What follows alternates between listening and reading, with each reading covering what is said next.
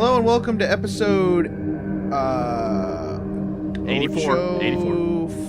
14. Gosh darn it. 84 of Masters of the Ochente Forge. Quattro. Ochente Quattro. I couldn't figure out what 80 was. Thank you. Sorry. So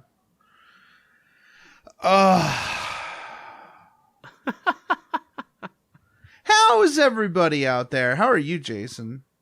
I'm doing pretty well. How about you, my friend?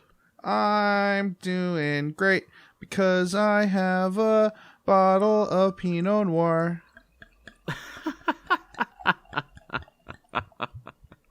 That sounds like a good idea, but I only have water today because, as usual, it's South Texas, and it is, I think, 84 or 85 degrees outside. No one loves you. I know. It's okay. Just wait till July whenever I'm, drowning in a pool of sweat while you're lounging in 78-degree weather or whatever. The way you pronounced July sounded mildly racist. Say what? I'm just messing with you. So, we have been up to some things in the past week. Yep. Now, I do have to apologize. I am pretty sure Masters of the Forge Altar of War did not get released immediately a week before this. So, I'm sorry about that.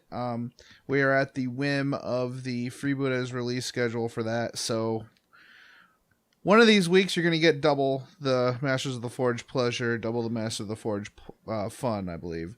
So, yeah. So, Jason, what have you been up to? Oh, I've had a pretty eventful last week or two. A few things. I went up to San Antonio, and while I was there, I purchased an Exalted Sorcerer's box. I have a bad feeling that my list that I came up with in episode 83 will probably happen, the Tiscan Host League.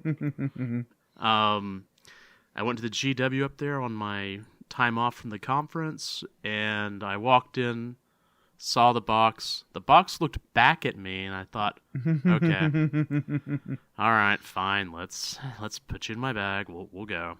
So I picked up that. I picked up the Gathering Storm book 2. It actually showed up yesterday. Cool. I also ordered the Inferno book from the Horus Heresy and the red book that has all the Horus Heresy characters in it. So I can start doing some fun stuff with that. That sounds awesome, dude. Yeah, I'm looking forward to that. It's going to take a while to get here because I didn't go with the expedited shipping because there's no point. And also, it's a pre-release on Inferno. So those are my purchases. Nice. Hobby. Oh, God. All right, so I'm doing Raven Guard. We've established that. And I decided to just go ahead and batch paint the black armor that I'm doing, which what I'm doing is priming black, painting it to a light gray, and then I'm hitting it with Nuln Oil to drop it down closer to black. So I base coated 8 tacticals, 11 assault marines, 30k command squad, which is a standard bearer, and 2 combi flamer dudes in this case, and a master of signals. That took forever.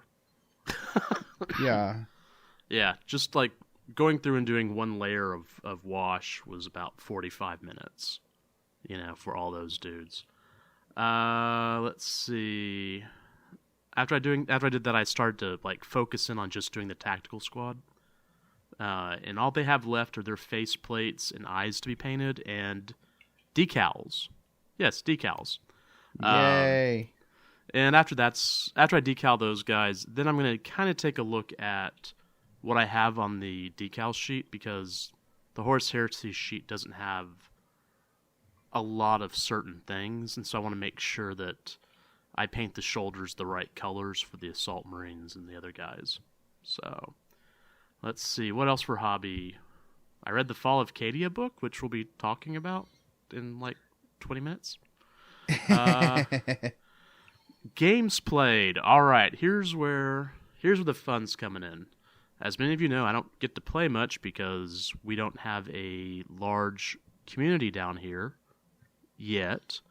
So yesterday I played a game with my friend Alfredo, and he said, hey, let's do a small game. It'll be a demo game. A couple of my friends are supposed to come by. Well, he invited his gaming group, which is like 7 or 8 or 9 guys. They all showed up. That's Every one of awesome. them.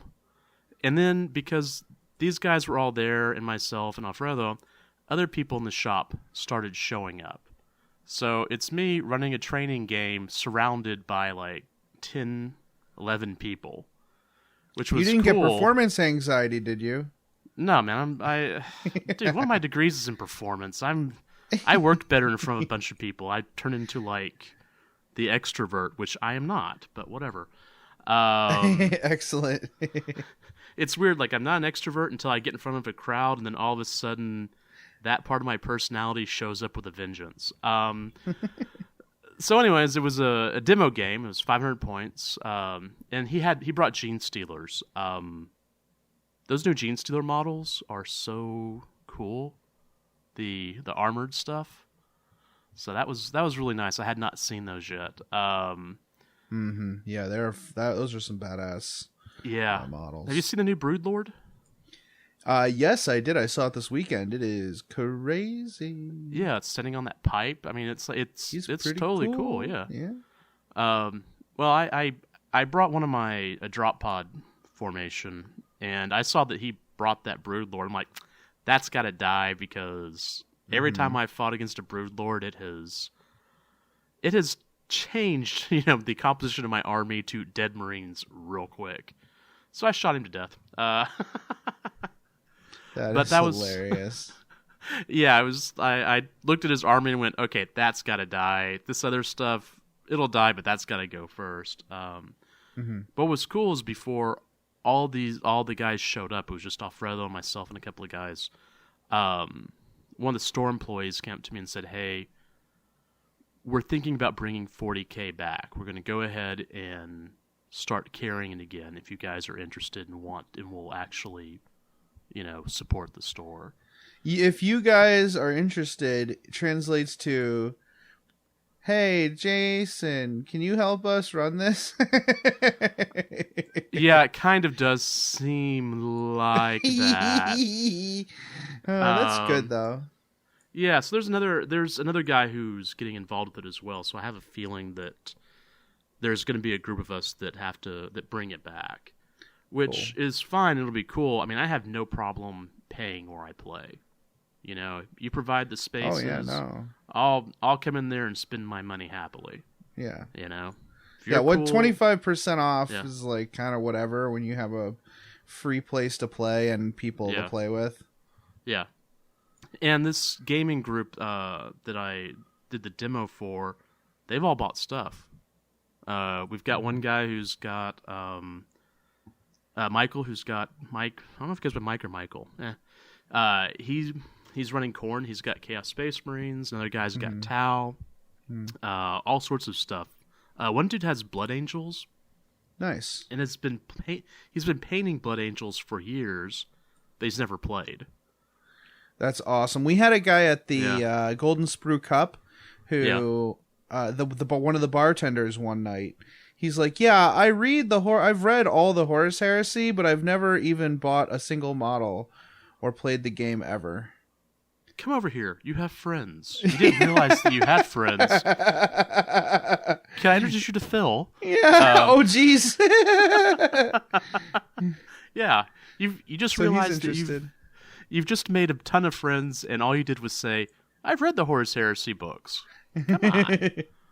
Yeah. So anyway, I'm doing the whole hobby champion thing now, and I'm pretty stoked about that. So yeah, answer it was the a call. good game. Yeah.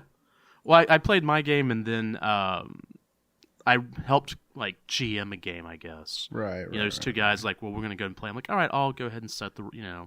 That is a good I'll way help of you doing out. it, though. We did that a lot when we were starting up. Yeah. Well, the thing is, all these guys had read the rule books, and so I was getting flooded with questions. Fortunately, I knew the answers for all but a couple of them because hell, I can't remember the haywire rule. Jesus. But then again, no one else can, so what am I worried about? Exactly. But yeah, we went through and, if I didn't know, it's like, hey, here's a rule book, it'll tell us. So I was pretty stoked about that. Oh, Tank Shock. I'd never done Tank Shock before because... Tank Shock exclamation point. Yeah. Anyways, the Gene Stealers with this... What's that?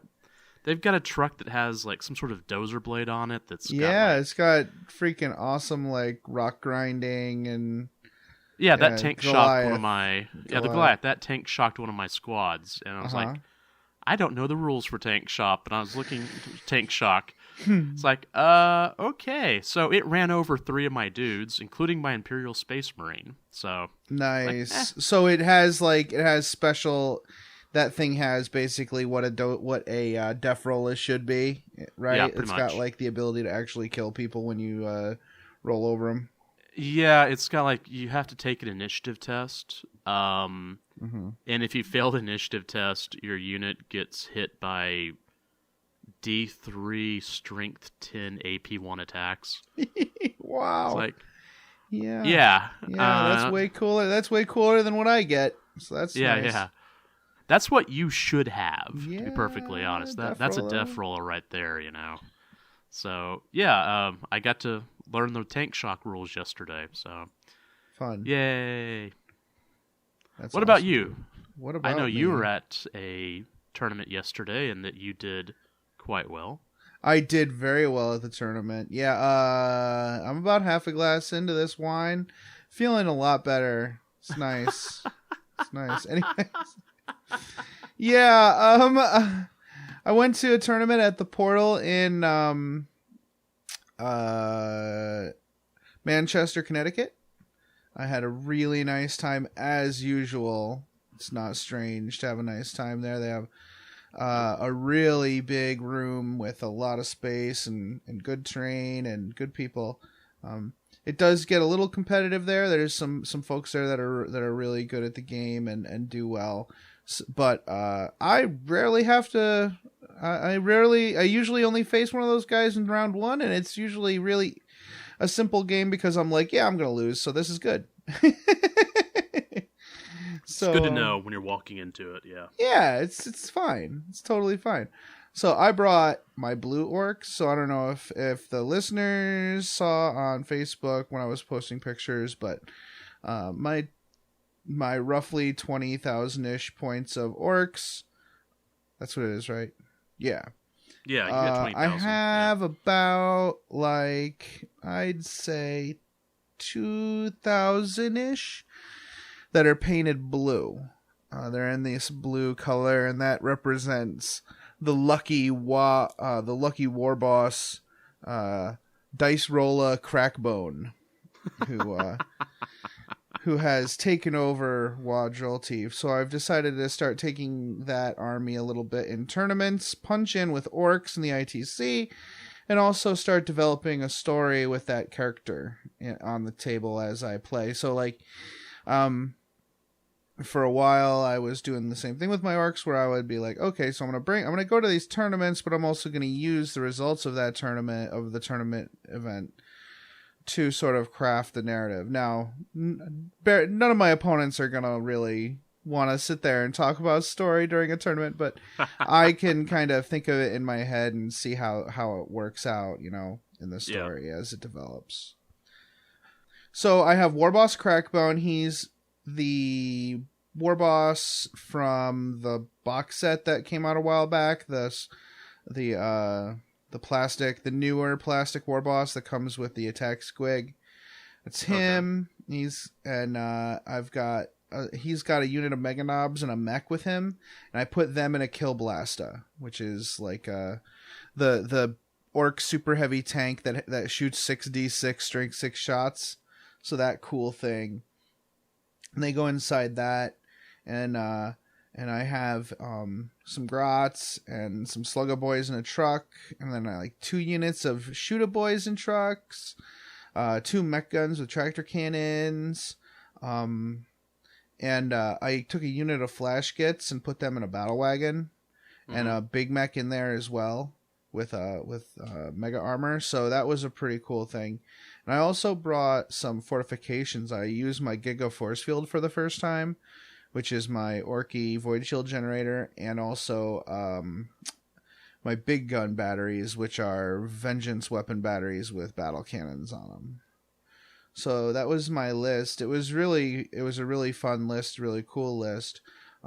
I played against, my first game was against Jared and his Zinj Demons, and I held out really well against the Zinj Demons. I didn't win that game, okay. But I could have won it because my army is so fast and so many different little guys, and I was going after all his little guys and just running away from his super duper Death Star.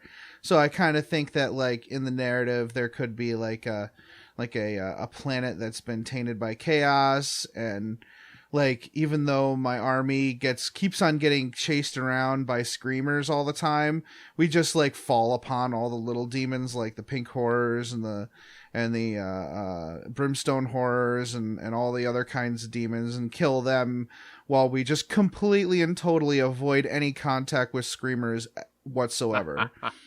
I think that might be a fun kind of story to tell. Yeah. And my second game was against Pete from our store. I don't get to play him a lot. We kind of turn up at the store at different times a lot of the time. Yeah. And even if we don't, I'll give way to a new player or somebody that shows up late. Yeah. So I played against he brought Gene Stealer Cult and Tyranids. Oh, and they're very good. Yeah. Yeah, he had the Patriarch, and he had Omegas, and he had a bunch of like little characters that go in with the units that help him infiltrate better. Yeah. Forgot what they're called. But like, yeah, he was summoning guys and stuff. It was really scary. And I got wrecked. He also had Hive Tyrants and stuff. So that was a world that was in full revolt from the Emperor's guiding light, and we should not have. Go ahead. We made a very bad decision going to that planet. All right, we're here to fight some Imperials. Whoa! Why am I on fire? Did he take his flying Hive Tyrants, or? Yeah, 3 of them. Yeah, I think I've actually played that list exactly. Mm-hmm. It's a nasty. rough list. It's nasty, yeah. And he's got like hand flamers on the infiltrating dudes. So that's not good for me.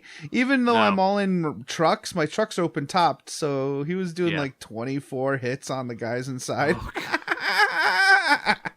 So yeah, that was really bad move that was a really bad move on Crackbone's like part. He should not have gone there. That was really stupid. But he's not very smart. He likes to roll the dice, Yeah.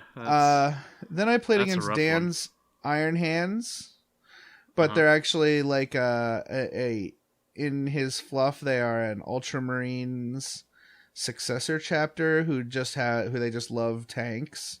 So he had like I think it was like 3 Predators, a Vindicator, and a bunch of Rhinos, and he had 2 Storm Talons and one of the big flyers, not a Storm Raven, but like one of the Horus Heresy ones with the Fire Raptor?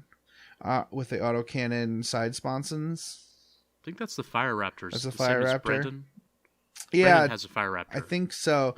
Well, that was a pretty great battle. It was a lot of fun, and I had it won on turn 5, but as usual with the orcs, that doesn't last long into turn 6 or turn 7.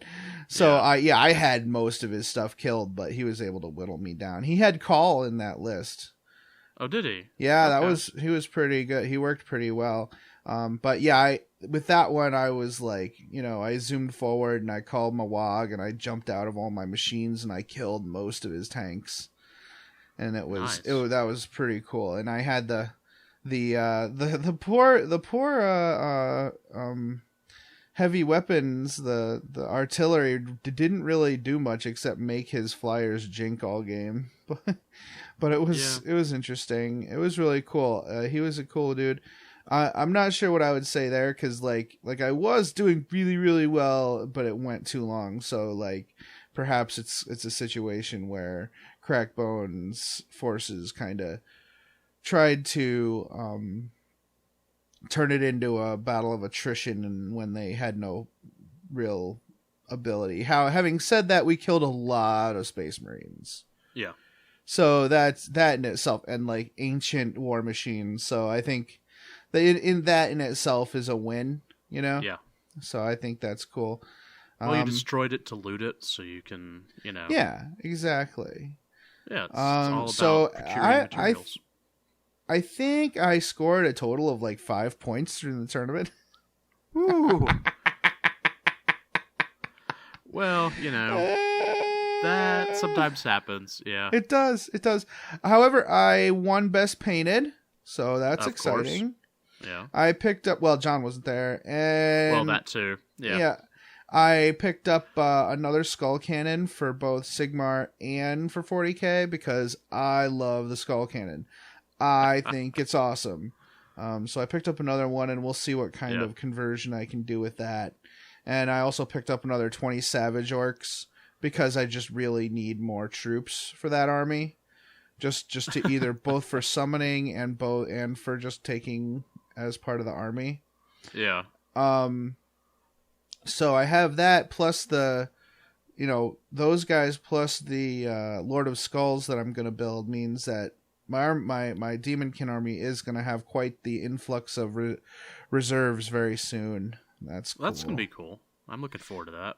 Yeah. While I was there, I also picked up the like a board game / card game called Boss Monster, which is really cool.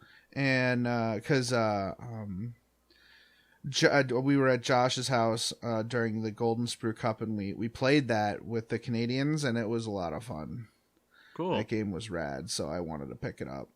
And I played it once. It was really cool. I don't remember where I played it, if I was still in Texas or if I was in New York. It's been a while. It's super fun. And I also picked up a Portal shirt. He actually had 3X, so there we go.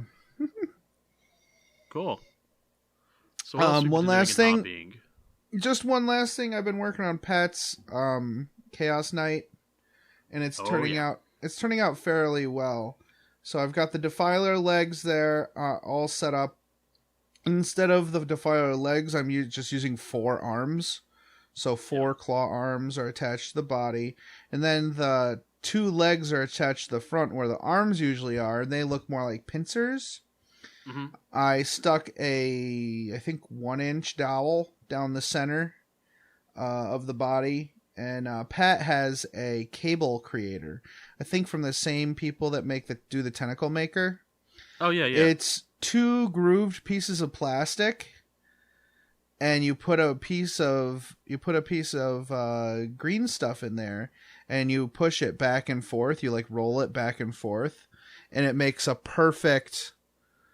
It's not like a press mold. It's like a roll. Like it rolls, and you create it that way, and that's really cool. So I have those as tubes going down the middle. I also have some piece of some little plasticard tubing, not thick tubing, but more like wiring kind of going through for another thickness.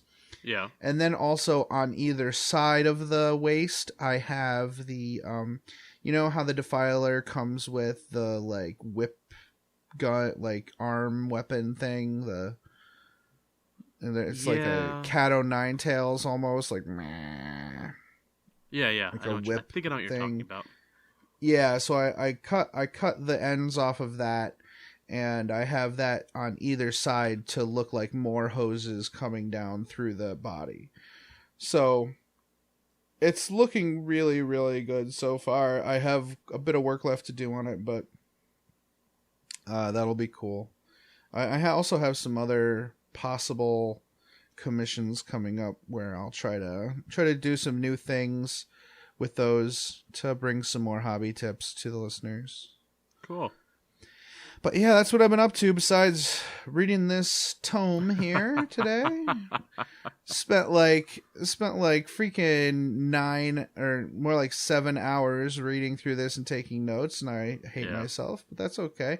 It was a good read. And we'll definitely learn more about it after these messages. Hello, everyone. The Masters of the Forge is now a proud member of the NPC, the Narrative Podcast Consortium.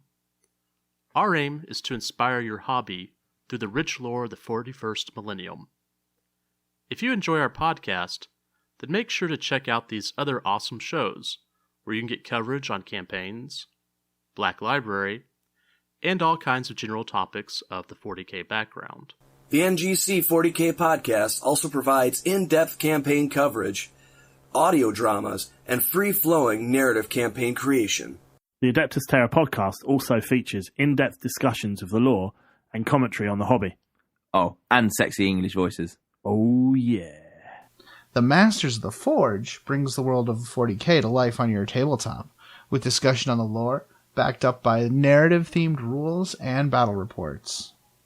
Of course, this is only a fraction of the topics covered by the podcasts of the NPC. Please tune in to find out more. Greetings, mofos! Are you out of George Dickel number 8, staring at a broken chess machine? Well, don't want to spend the rest of the year tied to that couch? Well, why don't you head on over to the 1 Hour a Night Facebook page and see what exciting stuff is going on there. It's a place to post all your daily progress in the hobby grind, as well as receive and give positive feedback. Also, there are usually a few interesting challenges going on. That's right. All you have to do is search for 1 Hour a Night on Facebook. That's numeral 1 Hour a Night, all one word. Blood serum tests will be administered prior to approval. Se til helvete og kom dere vekk. Det er ikke bikkje, det er en slags ting. Den imiterer bikkje, men det er ikke det. Kom dere vekk, idioter! What he said. Welcome back. And welcome back to you, Jason. So, Hey, I thought this was a fun read. oh yeah. There was a lot of fighting, which is to be expected from these books. But there was also a lot revealed. I thought that was a lot of fun. Oh yeah, there's a lot of fun. There's a lot of fun stuff in this book. In general, about the layout of the book is very interesting because there's a lot of old artwork. Oh this. yeah. I think some of this artwork is actually from the old Black Crusade book. Yeah, I think there's I have it open right now, and like page 11 has this one picture of Abaddon holding a planet in his hand, and I think that's one of the old artworks. I could be wrong on that, but right, I've seen it before. But yeah, there's a lot of pictures, and a lot of pictures are actually related to what you're reading at the time, and they've got some pictures of models that are really cool. Like, for instance, on page, I think 24, 25, you have a big Imperial Fist army, and that's kind of related to what's happening in the book at that time. Yeah, there are a lot of good model pictures set up, dioramas set up that represent what's going on. I thought that was really nice. Yeah, I think there's a picture of a Stormlord in one of them. I think it's there is down at the end, towards the end of the book. Yeah, that was really cool. Yeah, hold on, here it is. It's page 70. It's almost the entire page is full of Imperial forces. And in the very bottom in the corner is, some of the Black Legion. It is full. Yeah, good. There's a lot of good inspiration in here for folks who want to represent a combined force of the Imperium on their battlefields. I think, next week when we talk about the rules, I think we're gonna see a lot of that same thought process. Yeah, that's really nice. A lot of good pictures in there. So the other thing that I really enjoyed was this book has a lot of sidebars. And there's actually like a series of status reports located throughout the book that gives a secondary view of the fluff, and some of them are just fascinating. kind of funny. Well, not funny, but my favorite is on page 53. Funny, not funny, haha. Funny. Well, how about this? My favorite's on page 53, and it's actually from a guy who is on a ship, but he has isolated himself on his ship, and his ship is full of basically Nurgle.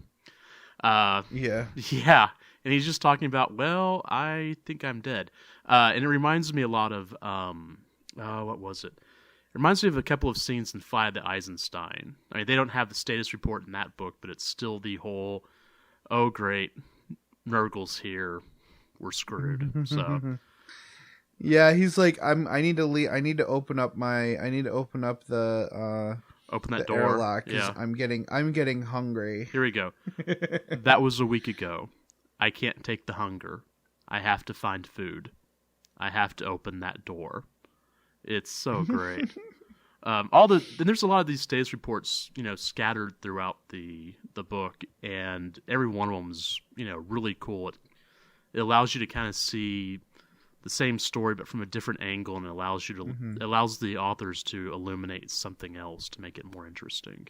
So why don't we get into the plot, and we'll start talking about it. There's a, we're going to try to really paraphrase and talk about only about kind of things that really struck us. When we go into detail, but we'll kind of go over it like we've been going over it.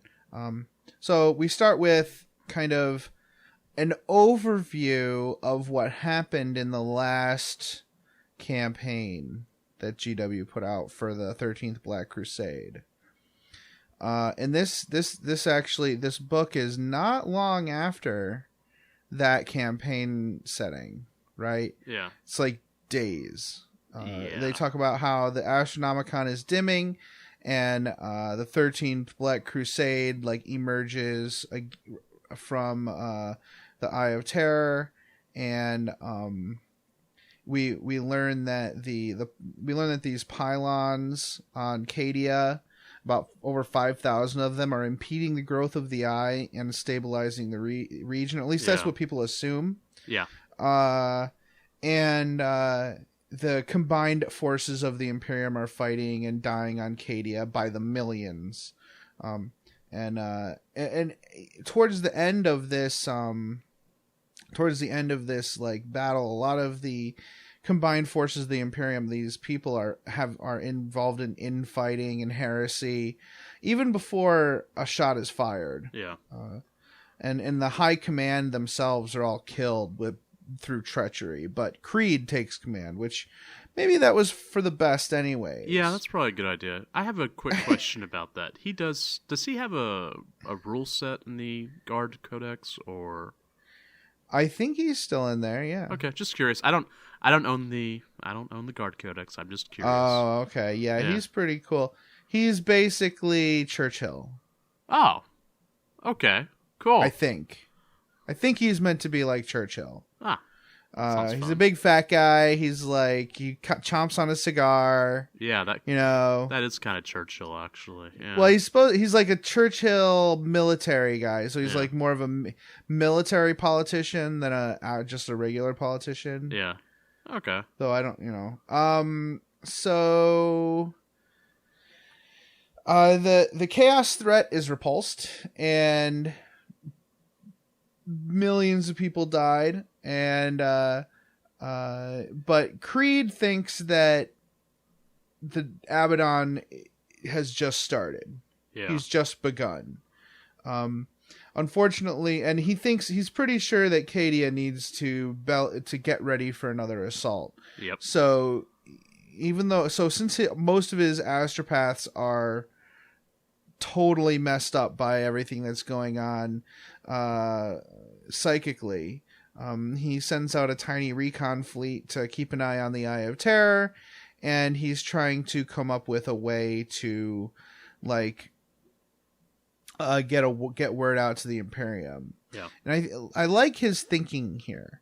This is what I like to see, in really great commanders, because he knows that Abaddon, with the fleet around Cadia severely crippled and unable to actually intercept the Chaos fleet, Abaddon could just fly past Cadia and not worry about anything and just assault the Imperium. He could do that. Yeah. But Creed knows Abaddon's mind, at least to a certain extent. And in the end, he is kind of vindicated in that. Not totally, but somewhat he did know Abaddon's mind, that Abaddon couldn't help but take Cadia. Yeah. Because it's a symbol. Yeah. Because it's so important to the Imperium, and taking out that symbol would be a major blow to morale in local systems. Now, of course, as we learn later, there's a lot more to be gained by destroying Cadia. But at least his instincts were definitely correct. Yeah. So, days after the last invasion, they're setting up defenses in Castle Croft on the edge of the Elysian Fields, which was dominated by pylons. We continually stay in this area, the Elysian Fields, throughout the book. That's actually, they just kind of keep returning to that. While they're scavenging what meager supplies they can for final defense. So we have we have various space marines in the area. We have Iron Wolves, who are there to avenge the fall of their commander. We have the Dark Angels on their crashed strike cruiser, the Sword of Defiance, which is... That's really cool. Yeah, that was really a cool little area. And of course, the Black Templars are there, and they've divided them among the many surviving Cadians to bolster their resolve. We then have the Saints of Our Martyred Lady, Sisters of Our Martyred Lady, sorry. These are Sisters of Battle. And they're garrisoned at the Shrine of Saint Morkan. I think so. Yeah. So Creed's faith is cold and distant, and it's unmoved by anything that he hears from the shrine. So I guess he's just not going to defend them. Is that right? No, he's very they set him up like you can see kind of the story you're trying to, or the moments that the writers are trying to set up here. Yeah. The saints are all in deep prayer, or the sisters are all in deep prayer, and they have this incense pouring out of the shrine, and all the Cadians are taking heart from it, and really feeling their faith. Yeah, and he doesn't. He's really doesn't. He's like, I don't feel it. Like, he's just hollow inside. Yeah. When it comes to faith, and we see that a little bit later in a couple of the other scenes, but it's kind of leading up to, a culmination at the end. Got it. Okay. So, anyways, earlier they had sent a recon ship to keep an eye on things, and one dying ship from this fleet arrives to tell them that Abaddon is coming along with many Space Hulks and a Blackstone Fortress. What could possibly go wrong? Yeah, we talk a little bit. I have some notes on the Blackstone Fortress a little bit later, in case anyone's wondering. So now the 13th Black Crusade has just begun. Creed wants to send a transmission to Terra to, of course, warn them, because that's a great idea. It ends up burning out 92% of his psychers, because why not? But they knew it was going to be at least that much. Yeah, that's true. The Magos says that's within predicted parameters. We still have 8% left. Come on, that's a margin of error. Yeah, they have no way of knowing if their message went out, but they're hoping. Yeah. And so they say that Cadia stands. And what's interesting as we read through the book, Cadia stands is kind of a little leitmotif you keep coming back to. You keep coming back to it. And we'll mention it's that. a refrain. Yeah. Meanwhile, we have a little section where we meet Bessarius Call, sorry. Yeah. Call is a Magos, of the Adeptus Mechanicus, and he is on his way to a destination carrying a very important a package, which we I think the contents of which are fairly obvious at this point. Yeah. It's not revealed at the end of this book, but I think we all know what it is. Yeah. And yeah, he's on this world. He is oddly pulled out of the warp because for repairs or something near this planet of Ariad 6. Now that I think of it, I don't think it was coincidence that he was pulled out of the warp near this world. Yeah. And this world was abandoned after the Fourth Black Crusade bombardment about 6,000 years prior to this. It was kind of a no one cares what happens to it type of world. The star is very radiating and the world is kind of a dead world, but it was near the Eye of Terror, so it was on the path. So they had some kind of defenses there, and it was kind of more of an afterthought to the Imperium, but it was completely bombarded during the Fourth Black Crusade. When Call investigates it, when they scan it, they see that there's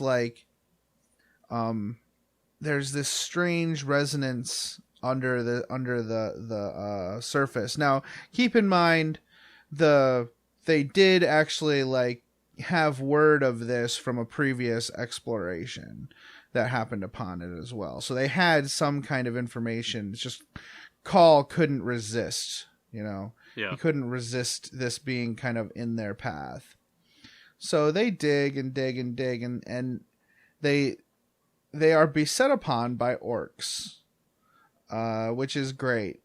Big mech Grangek, and Grangek his ships are just totally blasted out of the stars by the Mechanicus vessels, but many of the orcs teleport down and survive, and they live off of the land and live off of their pieces of crashed spaceship that land in the desert, and they kind of keep on attacking the Mechanicus.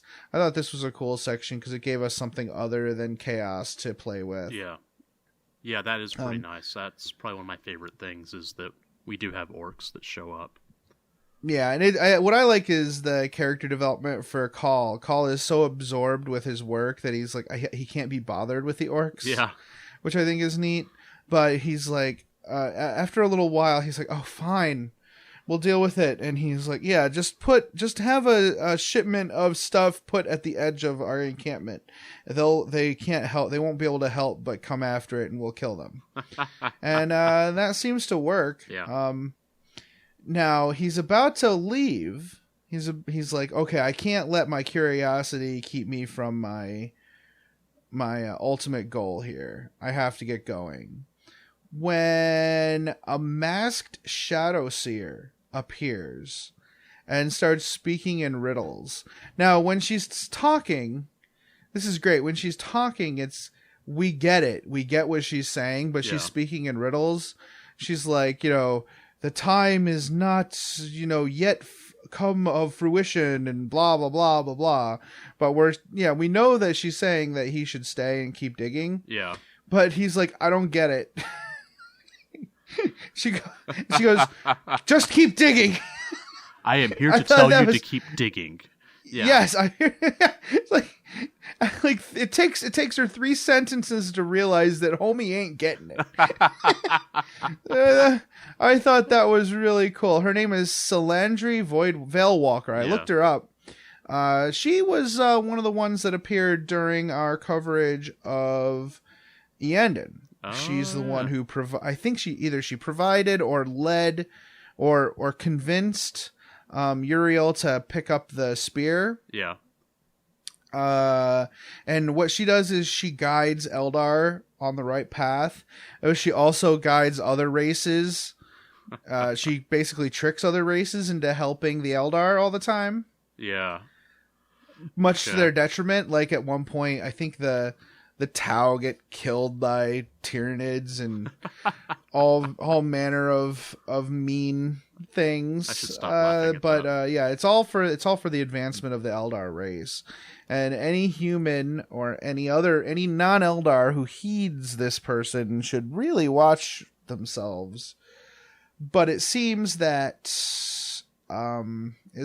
Call is wrapped up in her web. Yeah.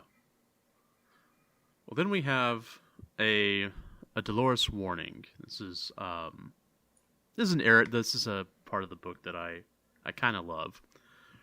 Trazen the Infinite, patron saint and possible spirit animal, the Blood Ravens, appears. For those of you who are not familiar with this fluff, he is a collector. And he's quite fascinating. I've never particularly been interested in building Necrons, but yeah. All right. So, inside Trazen's planet, he has the Bell of Saint Gerstal.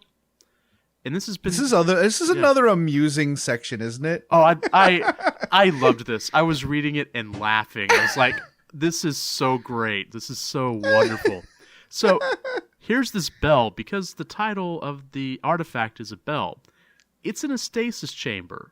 Stasis chambers, nothing moves. It's in stasis. They're out of time. It's literally not in time. Right. So this thing has been silent for thousands upon thousands of years in a stasis chamber, and then it begins to ring. Because why not? It is so loud and destructive that it destroyed other artifacts. On the first turn, on its first bell, or toll, the second toll returned every Necron on the planet back to stasis sleep. By the third toll, it had destroyed 5 of Trazen's surrogate bodies. This is the third toll. The bell rang 13 times in total and pretty much jacked up his planet. I mean, just... It was heavily damaged. He's so mad. Yeah. And here's where it's really funny. Trazen then takes his bell and throws it in the webway just to mess with the Eldar, right? I love this guy. I don't even play Eldar. It's the best. Can you just imagine him grumbling to himself with this bell under his arm, right? You're running a stupid bell, stupid humans, freaking hate this. You know what? Open that webway portal. Here, fine. As he's close to the doorway. Let Eldrad deal with it. Let Eldrad deal let him with it. take. Yeah. And this is a guy who loves his collection. Yeah. And for him to do that is just, that shows you how super annoyed he was. Yeah. And then I've seen the notes where you've given him a new name. Sticky Fingers Trazen.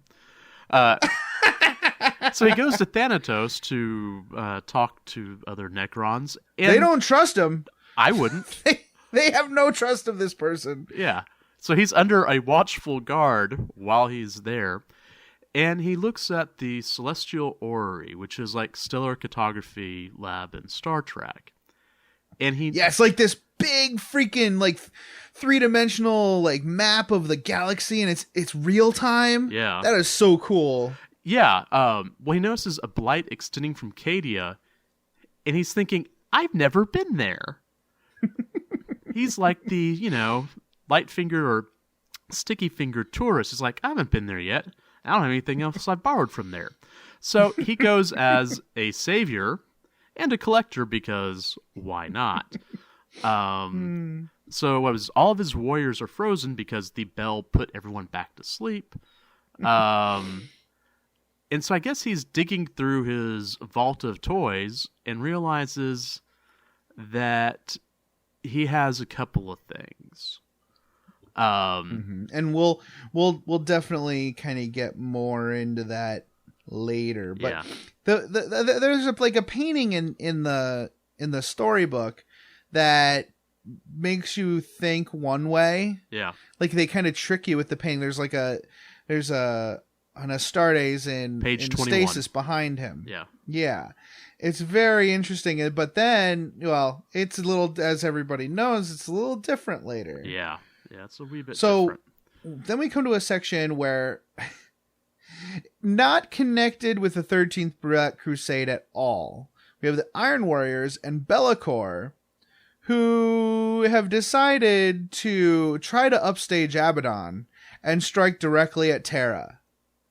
This is a really great idea, and by great idea, I mean they are dumb.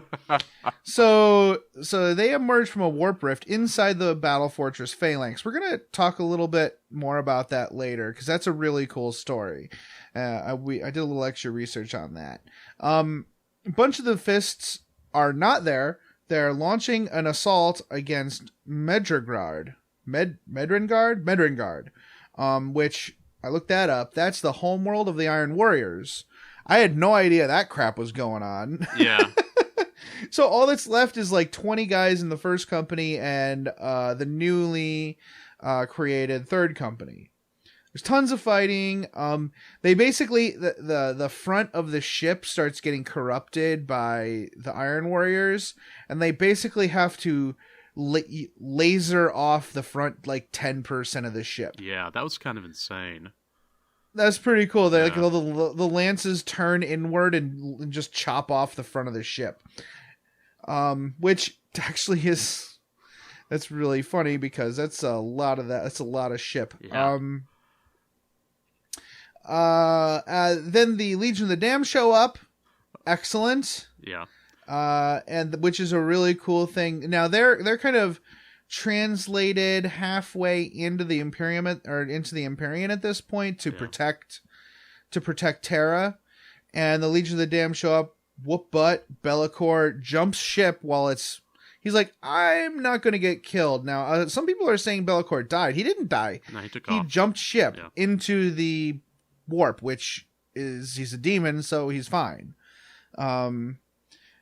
They talk about going in for repairs, but they get the call from Cadia. They actually receive that distress call from Creed, and so Captain Garradon says, "We're going." The Legion are just staying there. Yeah. They haven't disappeared. They're just standing there. I'm guessing because they're in the warp. Yeah, I think we're pretty much Legion of the Damned are demons at this point. Yeah, that's kind of the way I've always looked at them. Yeah, I think we need to change our definition of demon at this point. Yeah, I think we'll talk more about that later when we talk about Saint Celestine, but we really have to start reimagining what that means. Yeah. But yeah, the Legion commander kind of gives them this slight nod. The first actual communication we have from a Legion of the Damned at all. Yeah. Because they typically don't hang out.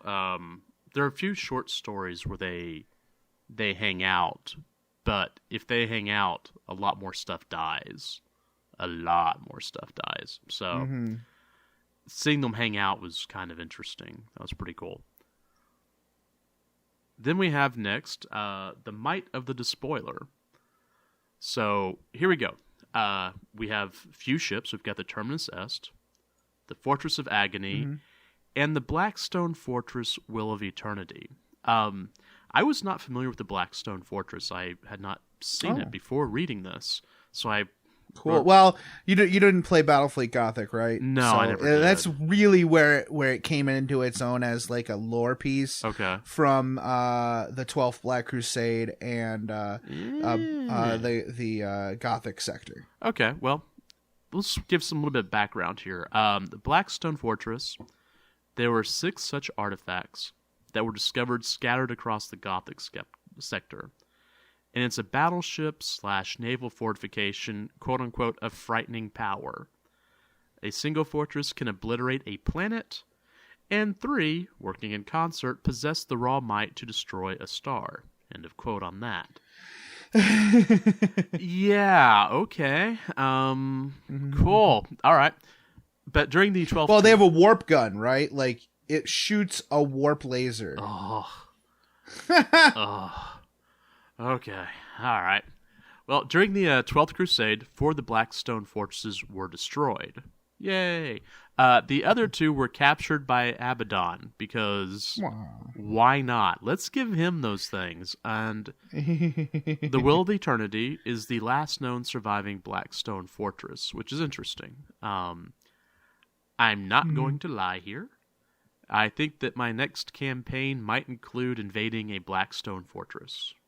And why not? Space is as Douglas Adams is wont to say, space is big. Yeah. Unimaginably big. There could be a random dead, shell of a Blackstone fortress out in the black somewhere. Yeah. And you could certainly run a campaign on one. Yeah. That would be really cool terrain too. So like if you wanted to do that, you could just use like square foam and just paint it black and add a few little dingleberries and doohickeys here and there. Yeah. Or it's going to be inside of a ship. So, Zone Mortalis type stuff. Zone Mortalis, for sure. Space Hulk type stuff. That's... Mm-hmm. I can... As I was reading it, all I could think of is, I gotta loot one of these things so bad. Yeah. Alright, so anyways, continuing. I don't think that'll fit in a Tesseract vault. I don't know, man. I've got faith in Trazyn. The new spirit animal, the Blood Ravens. So anyway, the remnants of battle fleets Corona and Scarus meet them and are swept aside by these 3 rather disturbing ships. Well, and the thousands of other ships that are with them. Yeah. The Black Fleet is pretty insane from what I've read throughout the book. Mm-hmm. So they push through the resistance of Admiral Dostov and his concealed Victory-class battleship's Nova Cannon fusillade. And Nova Cannons are no joke. Yeah. Those are also kind of warp laser cannons. Yeah. Just not as big. But, they're like, oh, you killed a few of our ships. Now you're dead. Yeah. That's nice. Just keep punching, I'll be here in a second. Let's see. So then we have the Mechanicum, which is really cool, had been working on defenses against the Blackstone's warp beam. A null array combining Void Shield and Geller Field technology. And they worked to restore this to capacity, which I think that's pretty cool if they actually were thinking that, because that is an incredible weapon to be running. Yeah. So then we have 150 Brothers joins Vin Bloodhowl's 50 Wolves to strike at the Blackstone in the Fireman's Main, along with the Cadian 13th and a Maniple of Scutari. So, huzzah! Yay! You guys are gonna die. Yeah, they're gonna die. That thing's gonna. Yeah, I mean, spoiler alert: all those guys die. Yeah. Oh, hold on. We never did say spoilers at the beginning of this.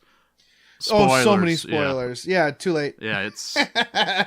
Are we even on page? A lot of Space Wolves are dead. Like if you look at the old Space Wolves rulebook, like the old Codex, you can just grab a red pen and start crossing people out because it's pretty bad. It's getting rough, dude. Yeah, we're like at page 28, I think. So I know. If you think we're not even done. If you think a lot of people have died so far, I got some words for you. All right, so continuing. So Creed becomes this symbol that bolsters the spirit of the troops. So, and that's what he is, right? Yeah. Like that's his purpose. He's a big fat guy chomping on a cigar. Yeah. What else? I mean, he's got good instincts and stuff, but his main purpose is to keep the faith. Yeah. Even though it's running out for him. Yeah. Yeah. So, the fleets attack. Crippled vessels and planetary defenses light up the sky because that's what happens. If you don't believe me, go watch Star Wars. Let's see. The Blackstone appears in the sky as a massive 8-pointed star with a single glowing red eye, which lances out and disperses in the atmosphere. Huzzah! Congratulations, boy. Magos! Yeah, so the Magos, Klarn, is disturbed because he's found his tech priest dead, and alien technology is interwoven with the projection grid. Do you think he took responsibility anyways? Probably not. I don't know. But I would. It just works. I did it. Yeah. It was me who did that thing. Yeah, it's like He was like, "Oh, I'll take credit for this." And then you guys need to fix this. What the hell's going on here? So then we have clouds of drop ships fill the sky, Or for those of you who like Dawn of War, Steel Rain. Steel Rain. I feel like reading these battle books, these campaign books, that the sun is constantly being blotted out by dropships. Yeah. You ever feel that way? Like the sun is never not being blotted out by dropships. Yeah, that's obviously a large number of them. Yeah. So one of those vignettes happens here. That's the St. Josemine's Hope, which is a penal world in the Cadian system, and it has completely been overrun by an insurrection. And the governor actually says, we probably should just exterminate us because this is not going well. We're SOL. Sorry. Yeah, just throw a missile at us because we're not going to be any help to you. To quote, and I think here's a quote at it. At time of transmission, some 87% of my Adeptus Arbites have been slain. Yeah. So, yeah, there's a problem there. Sorry, I was just pouring my wine here. Oh, no, Sorry. it's good for you. Builds character. It does build character. Okay. Siege of Cadia Secundus. I don't want to get too much into the blow-by-blow here. Yeah. To be honest, it's a lot of all of these little regions just outside of Khazar-Kraf itself are overrun. Yeah. The Sisters, the Dark Angels who have to retreat, and the Black Templars. The Black Templars are the only ones who actually stay firm at this place called Martyr's Rampart, which is constantly being assaulted. Yeah. But later we find out, this was probably a bad idea. We probably should have went to Khazar-Kraf because they need us, which I thought was interesting. One of my favorite parts of this was one of the vignettes, and this is with Master Korachel. Master Korachel is this dark angel. Yeah. And he's fighting against Khorne Berserkers. And he's like thinking about man, why is it that their lack of discipline is as easy to cast aside as their faith or their loyalty to the Emperor? And then he's like, those are two separate struggles, because he has great disdain for other Space Marine chapters, loyal Space Marine chapters, who also show a lack of discipline. Yeah. And and things are looking pretty rough for him. He's like he's got this black rain cloud hanging over his head, and his apothecary gets murdered along with all the gene seed he's collected since the start of the fight. That is a terrible loss. Yeah. And the best part is they are saved by a group of feral space wolves.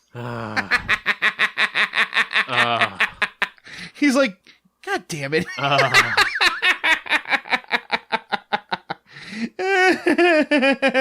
It's like me and the Black Templar. Every time the Black Templars save the day with their faith in the Emperor, I'm like, stop. Yeah. Man. Yeah.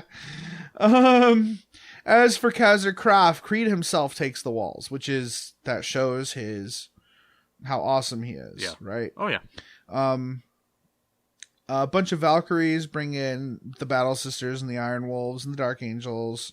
The Iron Wolves are there to kind of absolve themselves of the loss of their commander, the one who died in the fight against Magnus. And you're seeing these things are all connected, right? Yeah. And side note, did you notice that throughout this book we got no other demon Primarchs, even though the last book said, there's demon Primarchs. Yeah, I noticed that. I was wondering. So maybe we're going to get more later. I have a suspicion. Yeah. Yeah. So again, I can't wait to see a Mortarion as a giant Grim Reaper. I will buy that. Oh yeah. I don't even care. I don't have an army. I'm buying it. If Mortarion shows up as a huge power armored Grim Reaper, I will own that model. Yeah. No joke. Anyways, they're beset upon by the Legio Volcanum, which is a giant, a Titan Legion. Fortunately, they do have some Imperial an Imperial Knight House there. Yeah. To help them. The Baneblades, Skitarii, Demon Engines, like it's a huge combined force battle on both sides. And we have at the forefront of it all Demon Prince Ercanthos, Scourge Master of the Hounds of Abaddon. I saw this. Again, this is a cool character. I went and researched him. Yeah.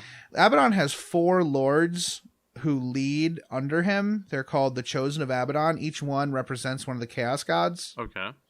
So I think they're kind of this buffer to keep him from like succumbing to one Chaos God or another. Oh yeah, because the Chaos possibly. Invited. Yeah. Yeah, he doesn't.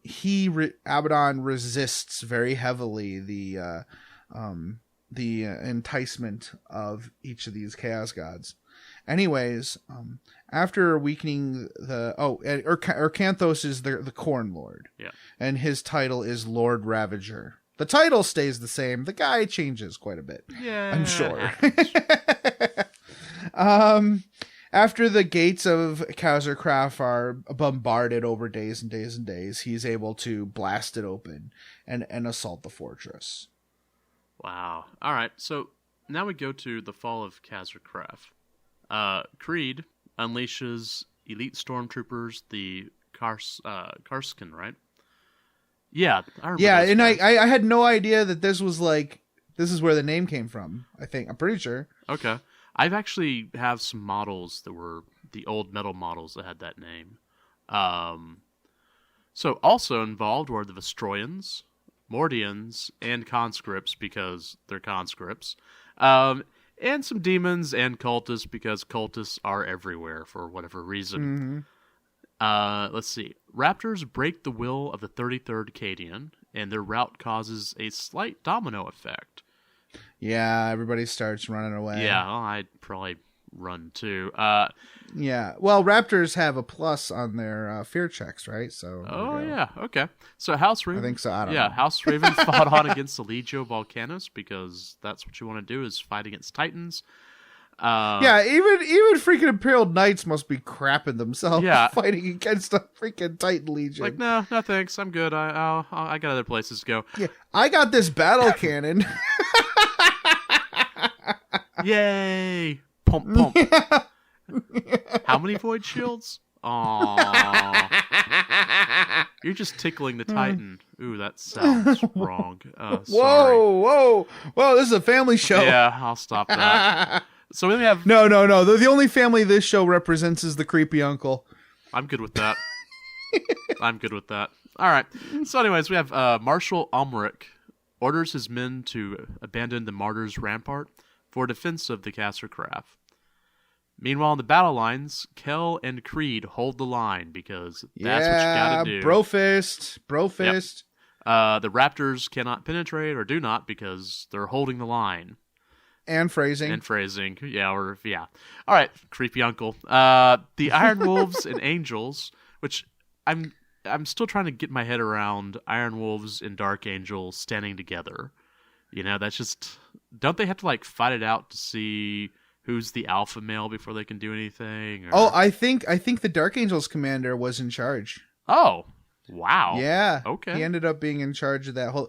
Well, I think the Iron Wolves don't have a leader. And they don't... Oh. And they don't bring it up, but I don't think any of the Iron Wolves would have stepped forward to be in command because they are trying to absolve themselves of their commander's death. Got it. And the Iron Wolves... Isn't that cool? That's a cool thing to think about. Like, they actually thought about that. Well, the Iron Wolves seem to be, as I've read their fluff and whatnot through the books we've been reading, they seem the only ones that might be sane.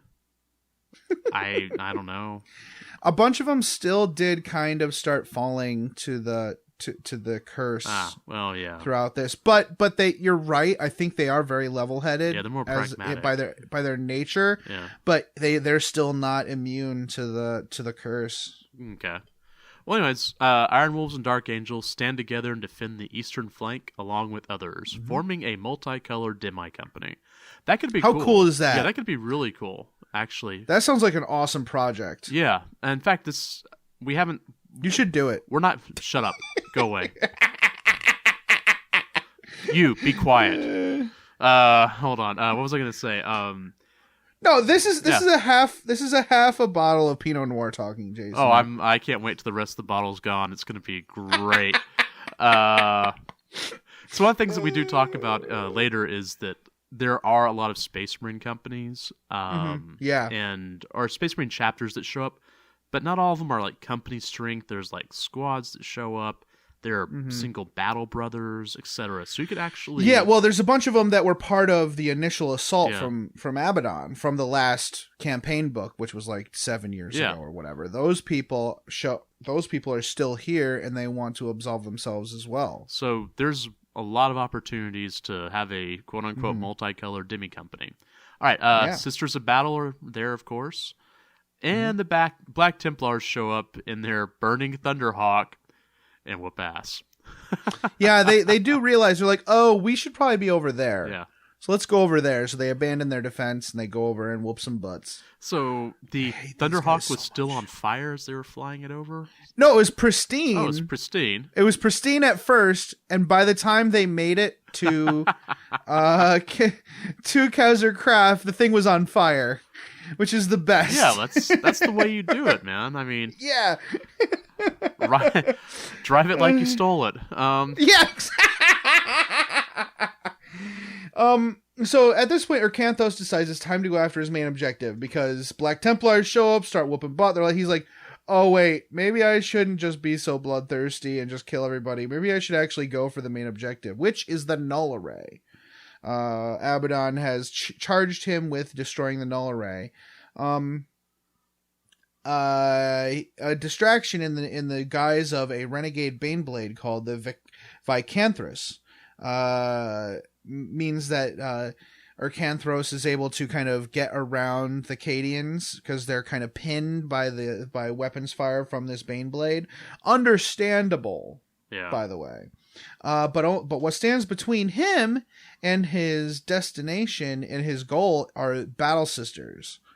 Awesome battle between him and some Battle Sisters. Yeah. And now, question him and 20 of Abaddon's hounds, by the way, out of like 100 that was with him. Yeah. The text seems to assume that the sisters, Genevieve and Eleanor, they're both canonesses, seems to make us think that they're twins, which is an interesting thought. Yeah.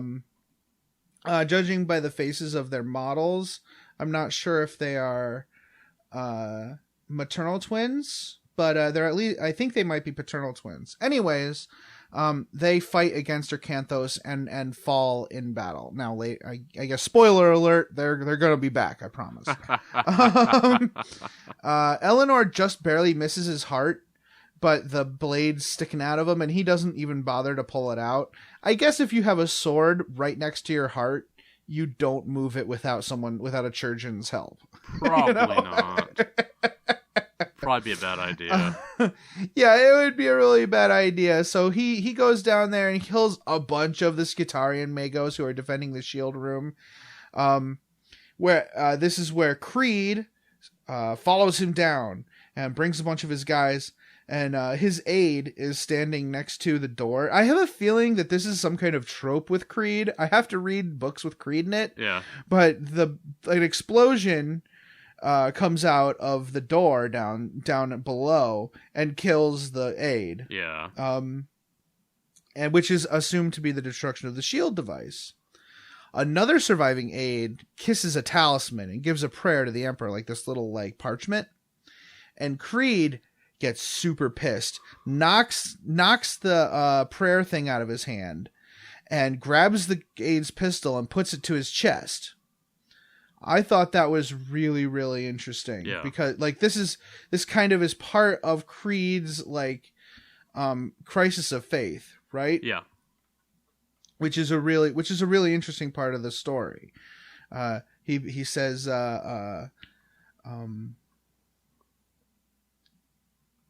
rats. Oh, yeah. The Emperor, Creed bellowed, he's light years away. He thrust the pistol into the officer's chest, forcing him to back a step. You want salvation, lad? Forge it with this. Not with prayer.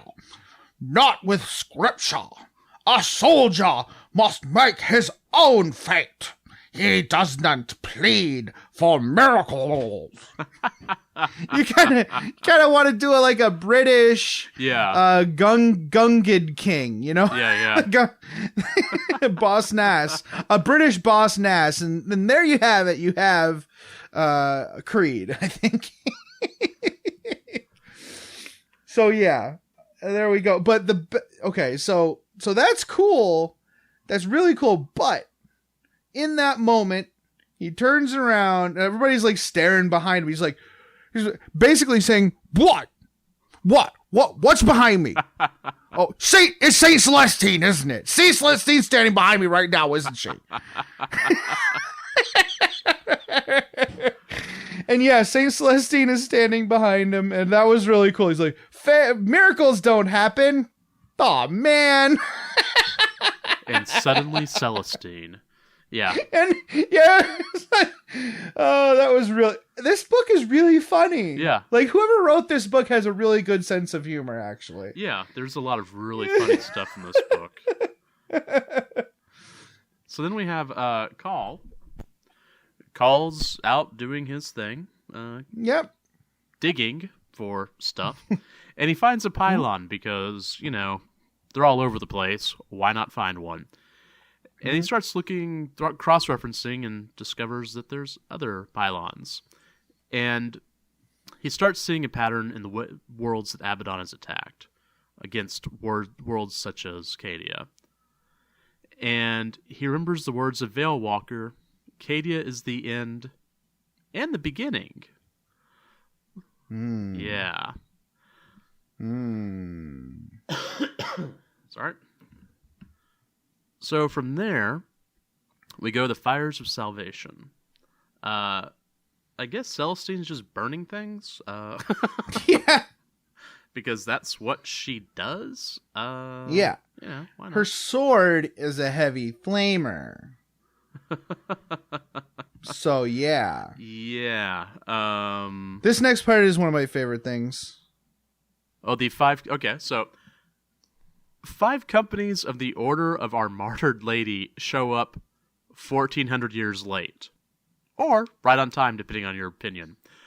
Yes, 5 companies of our Order of the Martyred Lady are never late, nor are they on time. They arrive exactly when they mean to. They get there eventually. Whatever. Yeah. They're actually like they're it's kind of like Saint Celestine's light is a beacon, like a moth to a flame for them. There we go. So they've been lost in the warp for a long time. So Arcanthos. It's such a weird name. Stomps away from the wreckage, because you gotta do that. And guess who's there to meet him? Celestine, the corpse bride. Oh. Yeah, they use that phrase multiple times. Yeah, I noticed that. She's the corpse bride of the Emperor, which is weird. Yeah, I don't know if I want to even go into that commentary on this episode. You cannot face me alone. And he feels pain and see the sword is gone from his body, and the canonesses are now standing behind him. They have been revived. So now Saint Celestine has a pair of friends. Yeah. That's really cool. That is pretty cool. I do like that. I did pick up that model, and so I haven't built it yet because I don't know how I'm going to transport it, but it's really rad. So I think from a game design perspective, I think it's exactly what the Saint Celestine needed. Oh, yeah. These interesting little, like, regeneratable ablative wounds, which is really cool. Yeah. Other than the fact that they're just super awesome. Yeah. Yeah, because they've got, what is it? It's basically, I don't know, Opes a Moment or whatever that it's it's being supported on, which is really cool. And you know what? I'd like to see rules for canonesses with jump packs. Yeah. Because I think that really should happen. I think that's such a cool thought of having this badass lady with a sword flying at you and carving you up. Yeah. So that would be really sweet. Okay. So we have like a little vignette with Baroness Vardis from the House Raven Knights who's there to whoop butt on the Titan Legion, which is really cool. Then we have the Phalanx, which arrives to fight the Black Fleet all by itself. Which is another interesting thing. When they translate from the warp, the Legion disappear. Yeah. They're demons, people. Yeah. They're demons. They are. They're not evil. They're not evil chaos demons, but they're demons. So they don't have the demon special rule, I guess, but whatever. Yeah. They're Imperial demons. There we go. And they have a 3-up invul save, too. Yay. True. That's true. Yeah. See? So the little research I did on the Phalanx, it's called the Fist of Dorn, and it was Dorn's first gift to the Emperor. It's a mobile fortress monastery, and it's practically a Blackstone fortress in and of itself. It's maybe about a tenth of the mass of a Blackstone fortress, but whatever. Here's the actual quote. It is a ship that is many kilometers long, triangular in cross-section, with its upper surface bristling with weapons and sensorium domes. 2 wings swept back from the hull, trailing directional vanes like long gilded feathers. Every surface was clad in solid armor plating, and every angle was covered by more torpedo tubes and lance batteries than any Imperial battleship could muster, and with thousands of battle honors and campaign markings all over the beak-like prow. So, I'm like, some of the pictures are a little weird in the book, but I'm seeing something that's more like a giant Aquila, almost. I'm wondering if there's like it's kind of like an untainted Blackstone fortress, because like it seems weird the Blackstone fortresses are all in the shape of a Chaos Star. Yeah, I don't understand that. But Dan Abnett says that Dorn built the Phalanx. Yeah, but I'd be interested in reading those passages. There's also an interesting like note about the attack by the Blackstone, which we'll talk about later. Okay. So the Wolves and the little combined force of Space Marines make it aboard the fortress, and they're able to disable the shields. But the Blackstone fortress almost allows them to do it. Yeah. Like all the doors open, and like it's almost like it wants to die, which is really interesting. Yeah. Well. So here's. Oh, sorry. Go ahead. I was just thinking it's. If I remember correctly, I think it was Imperial design, or was it something that had been built before the Imperium? The Blackstone fortresses? Yeah. No, it's something they found. So they're artifacts. And then they pressed into service. Got it. So I think some people think it might have been from the golden age of technology, but there's no way of knowing. Got it. Okay. So it is really interesting. Yeah. When we think about things like the one David Annandale book with the Black Dragons. Yeah. There are some really weird old races that had some very interesting technology. Yeah. And, this could be one of those things where it's like this Chaos Star. It could be a very ancient Chaos type vessel, but it almost doesn't seem like it's really Chaos. Yeah. Or it's like this old version of Chaos, this old society that followed something similar but has been perverted more recently. One of the things I was remembering, what was it? The Fantasy Flights, when they had the IP for Death Watch, they had an entire area that was just theirs to develop. And there was a lot of unknown architecture and unknown artifacts. Yeah. And whatnot, like planet-sized, like watch houses and whatnot that the Death Watch took over. And so that's what's nice about having this very large universe to work with, is that, it doesn't work over in this segmentum, but it works over there. There may be something over there that they haven't found yet. Yeah, if you start looking at things like for my night house, we'll talk about this more when we talk about night houses, but I was looking at the galaxy, our galaxy. There's like this awesome 3-dimensional model of our galaxy that's online that someone created, that you can actually type in the names of stars and find out, where they are in the galaxy in relation to the Earth, so that I wanted to see where it was in relation to like the Eye of Terror and stuff. Yeah. So I did that, and I'm like, oh, here's this one in, because I want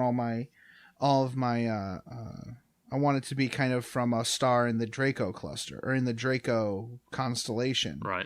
So I want to see those stars, how, which ones were in that, and it turns out it's in the direction of the Eye of Terror, and in Draco is like in between Earth and the Eye of Terror, which is really cool. Yeah. So it turns out all the visible stars in Draco are within like 300 to 1,000 light years of us. Okay. Which is pretty close. Like a hop, skip, and a jump compared to how far away the Eye of Terror would be. And I'm like, the galaxy is so big. Yeah. So unimaginably big. It's so great to be. You can come up with anything when you tell your stories. Right. Anything you want. There are societies that lived and died and were never heard of by the Imperium that you can add to your stories. And that's great. Yeah. I love All it. sorts of Anyway, fun stuff. sorry. Yeah, I got off track, but it just makes me happy, to think about all those cool stories you can tell, and there's no one that can tell you not to tell them. Well, we are a narrative podcast, and we like this stuff, so woohoo, yeah, we're in the right place. It gives me the chills. I love it. So the Phalanx's main batteries open up and quote unquote roared with a fury to make their long dead creator proud. That sentence was not typed on accident. Yeah. So, are we saying A, that Dorn is no longer alive, or B, that the Phalanx is not created by Dorn? Well. Interesting. We'll see. Yeah. Yeah, very, very interesting. So, yeah, it full on like shrugs off the ramming of other vessels. There are a bunch of Chaos vessels legit just collide with the front batteries of this thing, but it doesn't diminish the firepower. The Phalanx takes major damage, but it pours in. It takes inch after inch after inch out of the Blackstone Fortress, and it eventually pounds a bunch of blasts into its heart, cracking it open. This like purple energy blasts out and engulfs like a third of the Black Fleet. Yeah. Fortunately, the Phalanx was able to pull away and get away from it and not get swallowed up. But like eternity breaks apart and engulfs everything in this scream, this like supernatural scream.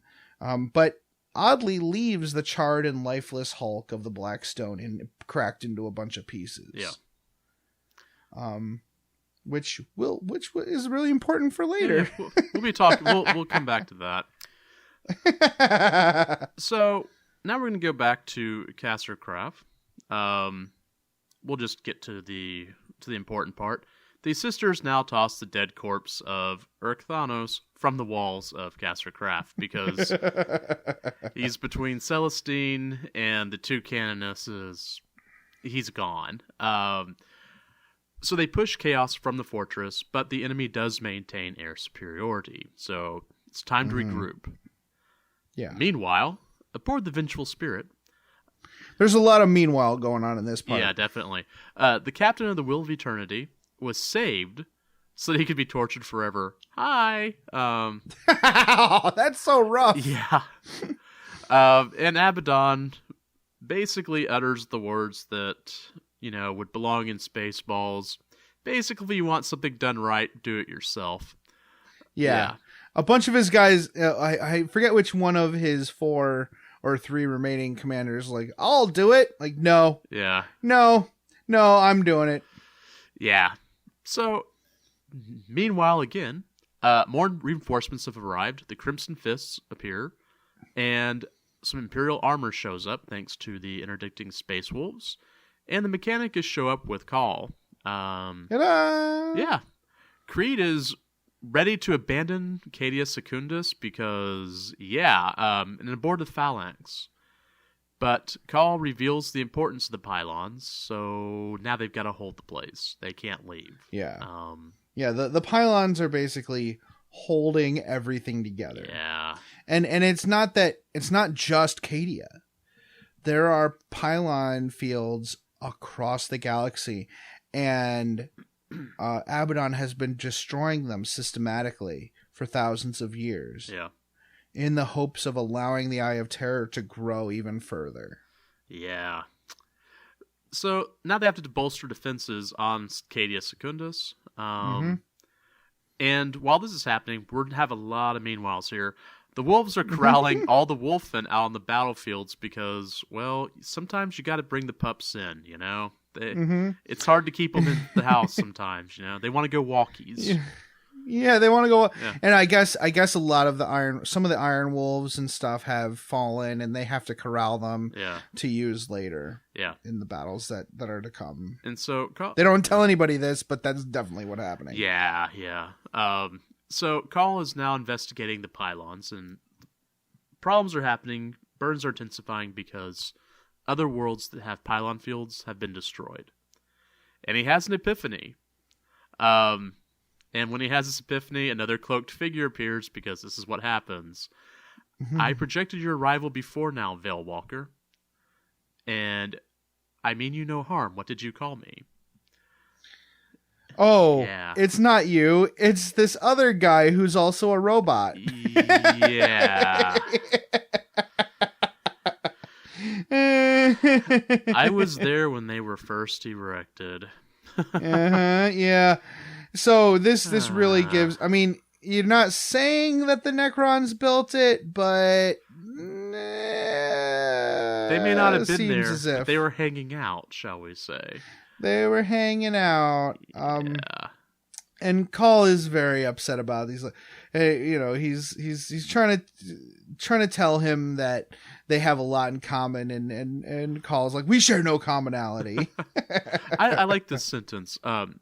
I went to the fires of biotransference in chains. You, I think, have gladly sliced away your humanity piece by piece. So awesome. Yeah, that is pretty cool. Trazyn is a badass. This guy, I need to buy him for my Necron army because he is super cool. Yeah, you do. I'll probably end up doing it too. Whatever. Then just buy a box of what's that? What was that box set before? Calth. Yeah, I'll buy a Calth box set just so I can have the Space Marines. Yeah. To go with them. Okay. Because it's legit. It's legit a Betrayal of Calth box that he summons later. That's Anyways, true. I'm getting ahead. We won't even I'm go. Getting ahead of myself. So, anyways, Call acquiesces to the Necron helping him understand the operation of the pylons. Excellent. And then dropships begin falling because why not? It's like rain. Yeah. Well, it happened. I mean, I don't know how many times dropships fall from the sky in this book, but this is another one. So yeah, now we begin the battle of the Elysion Fields, as if the rest of the battles weren't also the battle of the Elysion Fields, but whatever. Okay, so one of the cool things is the 9th Company is still there. Yeah. However, it's insinuated that the 33rd is no longer with us because they have been made an example of before all of the other Cadians. So the 9th wants to hold against the forces coming from the west. There's a bunch of like cultists and stuff. In the north, the Sisters of Our Martyred Lady hold against the demon engines. And they do a really good job of that. In the east, Veritas' Knights meet with 185th Division near the remains of Legio Volcanum and the Crimson Slaughter. The remains. That's not canon as Vardos, but the Knight Commander Vardos. The bombardment softens the enemy's advance, but Baroness Vardos falls during the battle, unfortunately, and as do all of her housemates. The flank is bolstered by the Space Marines, but it's kind of rough against a lot of Titans. the Imperial the Crimson Fist that shows up dies, so that's okay. It's rough. Creed himself goes out to bolster the troops. But Abaddon and his cronies teleport to Creed's command sky shield and slaughter everyone but him. Literally. Kell shoves Creed into a Valkyrie before he himself is taken down. Yeah. Color Sergeant Kell is dead, everybody. That is very sad. Oh. Wow. All of the death and destruction begins spawning a bunch of demons. And the 8th and the Skitarii begin their defense of the catacombs, including Call and Creed and all of them. A bunch of Restorians, Salamanders, and this is great. This is when Trazyn releases the Tesseract at Labyrinth against Abaddon. Yeah. He's like, should I help? He's like leaning against a wall. Like, should I help? I really want to collect a prize here. Maybe, you know what? It'll be all the more valuable if I allow the battle to come to fruition. I'll help a little bit. Yeah. And he opens up his Tesseract Labyrinth, and all manner of prisoners jump out, including Lieutenant Commander Cervantes of the Ultramarines. He has been asleep for 10,000 years. Wow. And a bunch of his buddies, a bunch of Restorians, Salamanders, and a lone warrior in golden armor, which is very clearly a Custodes. Yeah, okay. And Katarina Greyfax. We'll get back to her. Yeah, we'll get to her, yeah. And the scions of the 55th Captic Eagles. Again, we have another little vignette from Kassersonnen. The Alpha Legion is taking over their world, but they are being assisted by the Doom Legion and Fire Lords, which is cool. All right, then we wander on to the next chapter, The Chime of Midnight. I thought this was really interesting that they called it this, because there's a Shakespeare quote, "We have heard the chimes at midnight." Oh, yeah. And it's these characters in their old age, they've come and met. They're kind of these dastardly people. And they talk about times gone by. And it seems like this phrase takes on a special meaning. And I remember it from Star Trek, actually. Star Trek 6. Yeah. The Undiscovered Country. Okay, yeah. You start getting older, right? These old warriors, you start to get older, and you start realizing you have more yesterdays than today's or tomorrow's. Yeah. And I think this is kind of a way of signifying where the Imperium is right now. Yeah. It's getting towards this twilight where the peel of time has called you. It's starting to become the end, and I think it's a very apt title. Whoever wrote this is really good. This was well written. Like I hate to go to a summary, but I feel like this book is more well written than the previous ones. Yeah, I've been really whether it was impressed, the same yeah. person or someone else. Yeah. Yeah, and who knows how long these 3 books have been. Well, this is book 1 out of 3 have been in production. Yeah. So we go from there. We're going into the Spoiler's Wrath. There's a fun little sidebar from Mechanicus Forces at the beginning of this, detailing an attack from an unidentified robed assailant, and there are heavy casualties. Quote, "Intruder's combat technique and power armor suggests pre-heresy Adeptus Astartes training." I assume that this would be Abaddon, but I think he's in Terminator armor. Mm-hmm. So... Yeah. Someone else? You know what? This is one of those sections we both wrote notes for this. Yeah. Because I need to write the notes to remember. Yeah. But I think it might have been Cypher, because it's not what's his name. It's not Guilliman. No. I think it's Cypher.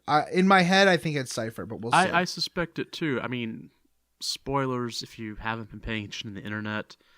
There's going to be a new Cypher model coming out with Book 3, so yeah, that's kind of who I thought it would be. But anyway, this whole area that is spoilers wrapped pretty much details the battle between Call and Abaddon's forces.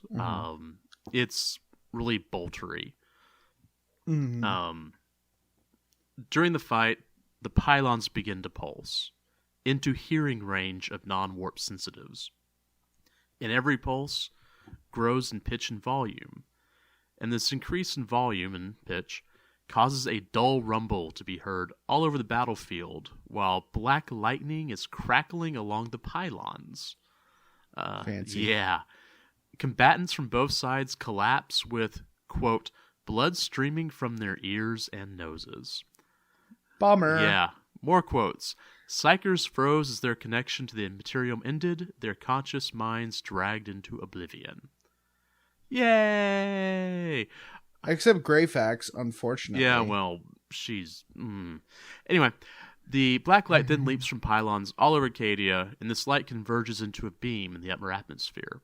This beam then shoots into the heart of the Eye of Terror, and slowly, very slowly, the eye begins to shrink. Which I thought was pretty cool. And this causes demons to be banished back to the warp. It also causes Legion of the Damned to blink out of the battlefield. So, demons? Yeah, and severely fades Saint Celestine. Saint Celestine, yeah. Quote-unquote, Celestine's loss of power made her a mortal shell, reborn too many times from the tides of the Immaterium. And this is interesting because this event causes the balance of the fight to shift from even to about the favor of Abaddon. Just because he had plenty of cultists and whatnot. So Abaddon and Celestine are now in personal combat. Abaddon goes to deliver the fatal blow, and Greyfax attacks him with psychic powers because she still has her psychic powers. And just for giggles, she also shoots him a few times with her Condemner bolt gun. Which is fun. Oh yeah, why not? I mean, come on, she's got a cool hat. You have to appreciate that. Yeah, I mean, she's got a cool hat. She's got, what was it, a Drow, essentially crossbow pistol, whatever. So this causes Abaddon to stumble and drift away from the Saint, and the Cadian 8th rush in to save her. Meanwhile, This is one of my favorite meanwhiles. I love this paragraph that was in here. Trazyn, the Infinite, is watching the battle from a rocky perch. He's just chilling and trying to figure out what he wants. Quote unquote, his taste for glory had faded, replaced by the urge to claim a trinket from the momentous hour. Right. So he only retreats from robbing the battlefield at this time because a stray culverin blast hits his perch. So he decides, no. We'll wait until things die down a little bit. Let's just hold on. Just hold on here. All right. So after this happens, this is the fun thing about this whole world of 40K. Celestine stabs Abaddon through the spine, not through the back, through the spine, while Abaddon is engaged with Creed. And when I say engaged, Creed was being grasped around the neck by Abaddon's talons, also known as the Talons of Horus. So, yeah. Fantastic. So everyone around Creed is dead. Yeah. And he's like, Cadia lives while but one of its soldiers fights on. And Abaddon says, I set this world's fate in motion before I even made planet 4. But for hubris, I would never have set foot here at all. Which is great, because not only does expressing that quote force my audio recording software to spike so badly that we're going to have clipping, but it's also really cool because it shows that Abaddon knows that he's got this character flaw. Yeah. This is the author of this who's I don't know who it is, but because they don't put the names on him anymore. Right.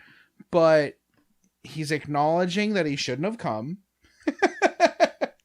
But he had to for his own.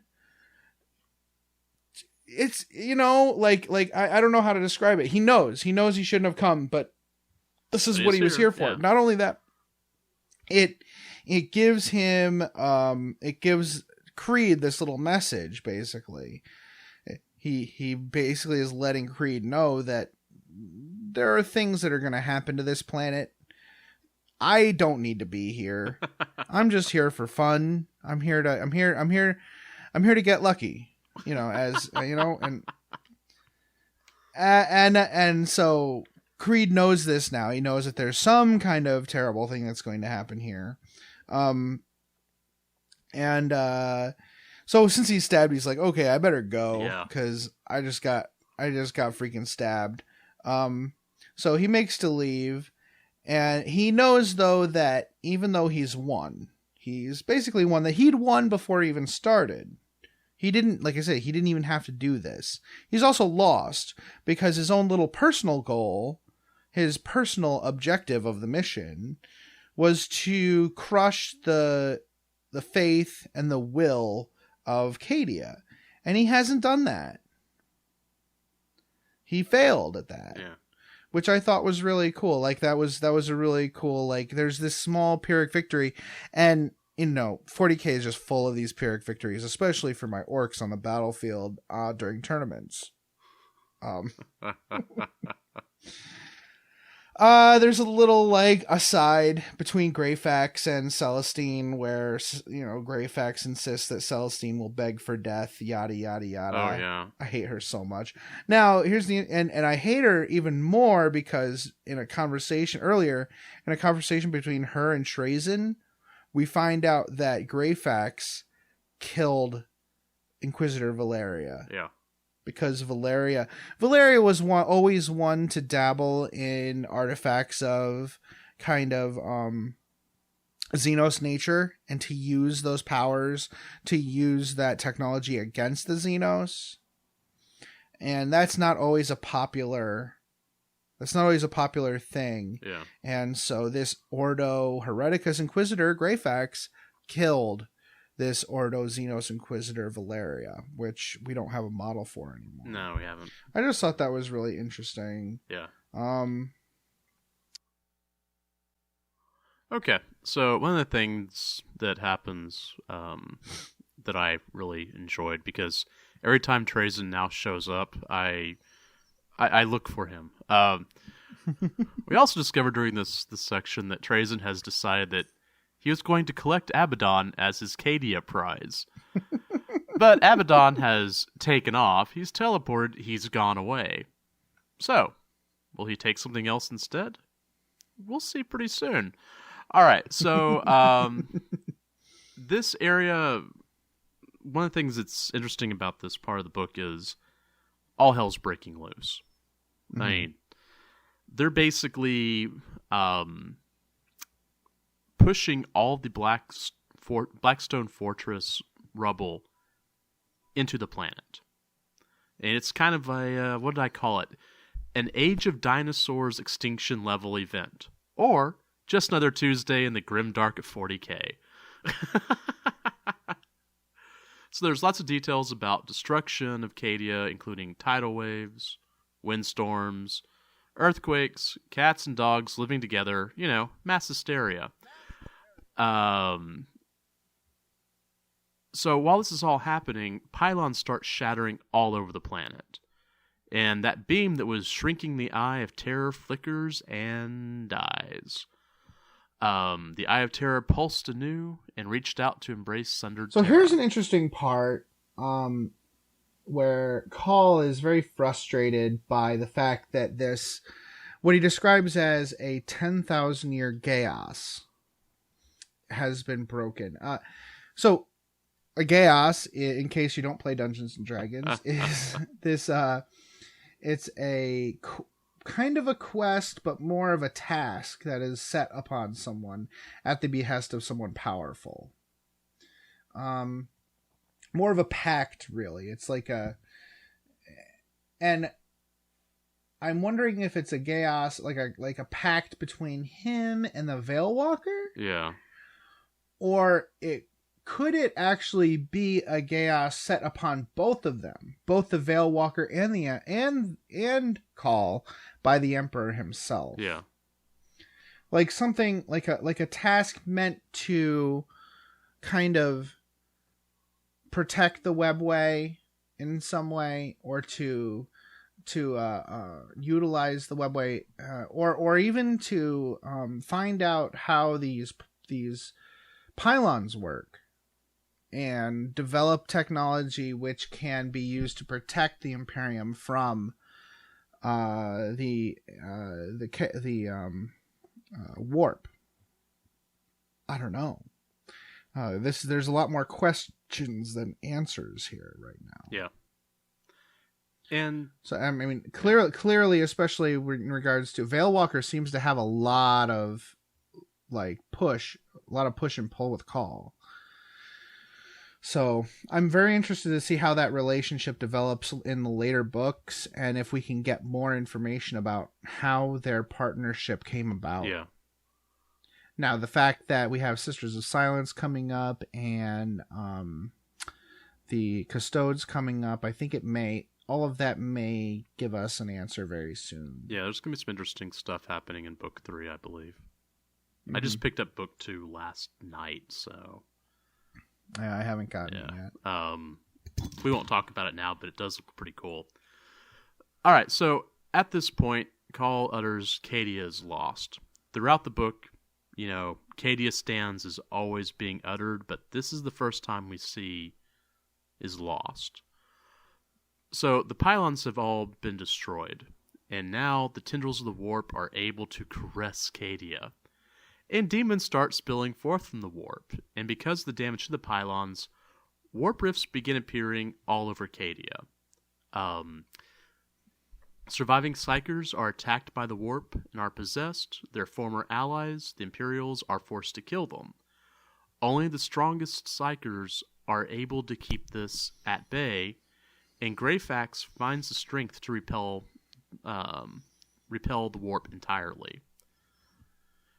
With the pylons destroyed, Celestine regains her power and leads the Imperial forces to the surface of Cadia. Remember, they were underground. Mm-hmm. They get to the surface and see magma. They see damage and destruction from everything that's been hitting the surface. So Greyfax takes the initiative, basically takes over and orders an evac of Cadia. Well, yeah. And Creed is kind of shell-shocked. Yeah, he is. Right he's now. Definitely shell-shocked. Right. So now ships of all sizes and space-worthiness, remember, space-worthiness, begin to run for the safety of the phalanx. Many ships were lost to demons or other issues such as running into a mountain. Let's take a moment to think of the Cadian 27th who did just that. Rest in power, yeah. Canadian 27th. that was actually one of the sentences. Like, wow, I have to put this in the show notes. So you have all these spacecraft; they're running from the surface, and you have Helldrakes and Harbingers basically harrying them the entire way. Evac sites are mobbed by panicked masses, riots, etc. In the Elysian Fields, the evac becomes a fighting retreat. Creed and the Cadian 8th decide that they're going to stay and protect the evacuation of the fields, while the Black Templars and remaining Sisters of Battle retreat. As they're retreating, you hear over the comms, Creed says, Cadia stands. And just before they're flooded by demons and everything, well, Trazen's back. That's right. So as the battle looks lost for Creed, Trazen appears and says, quote, Ursarkar e Creed, this need not be your end. Eternity awaits. So if you have a Creed model, He's not dead. He's just in Trajan's vault for another book or two. So you think I might be able to do my Creed impression in a later book? I hope so too. Just because I want to hear that impression. Yeah. Never have so few done so much with so little. Wait, is that the quote? I don't know. I just know the next part of the story, which you'll talk about, reminds me a lot of the first couple of episodes, the new Battlestar Galactica. Oh yeah, I think you're right. Yeah. Like this like group of yeah. of wanderers trying to get away from a terrible threat, and I think you're right. Now, I don't. Again, this is a lot of this stuff at the end seems to be very much a lot of fluff, a lot of padding here at the end. So I'm not going to do a lot of detail. Yes, there's one part that really signifies the concept of grimdark. Like one of the little transports, just chock full of people, is waylaid and has a malfunction, and a couple the commander of the Imperial Fist orders everybody to keep going, but 2 ships break away to assist and everybody dies Pretty much. So that's not good. Well, actually, one of the ships shoots off into the warp on an unknown heading. So that's the Dominus Victor. They're just gone. No one knows where it went. Bye. Okay. It's just gone, yeah. It turns out, I forget which of Abaddon's people. I think it's the Thousand Suns guy, the Tzeentch guy, the Tzeentch Lord, who says, "Oh, by the way, Call's ship has this thing you probably want. This thing that might be a Primarch. I don't know." So they attack Call's ship, but they get away. Just at the end of the day, everybody gets away. And they come to this ice moon with the kind of a premonition of Celestine, which Greyfax does not like. But they have this little moment where Greyfax expresses doubt about Celestine, but Celestine says, "No, I think the what is it? What does it say? So Greyfax says, "Well, why don't you kill me then?" And Celestine says, "No, the Emperor still has plans for you," or something like that. And Greyfax actually has this little glimmer of hope. So I think they might be able to be best buds by the end of the series. Who knows? We'll see. We'll see. So they now are on the ice moon Cassius, or Casus. Basically, just more death. A lot more death. Everyone's trudging through the snow. Again, it's a lot of just filler, but there is a new addition, another army. Adding to this battle. So they get up to the top of this mountain, and Abaddon's in hot pursuit. He jumps out of his Land Raider, ready for clobbering time, and the Eldar show up, because why not? There are jet bikes, walkers, there's an Ulthway strike force, witches of Camorra, Bealtan warriors, and other craft worlds, and they're all there to kick some Black Legion fanny. There's a webway portal there. That's what's there. It's pretty crazy. There's a nice little sidebar detailing Call's record of the fight, and it introduces an Eldar character from the next book. So, yeah. it's a funny couple of pages. It's the point where you're just like, oh god, can't we just finish this? And then the Eldar show up. So yeah, I love this. It's like you're looking at this. So let's jump into that's kind of the end, right? That's the end, pretty much. They go through the portal and everybody's kind of sort of safe, whatever, with thanks to the Eldar. And after that end, there's this big piece of art that's been online a lot. It's got the Eldar in red armor. We know what that is now.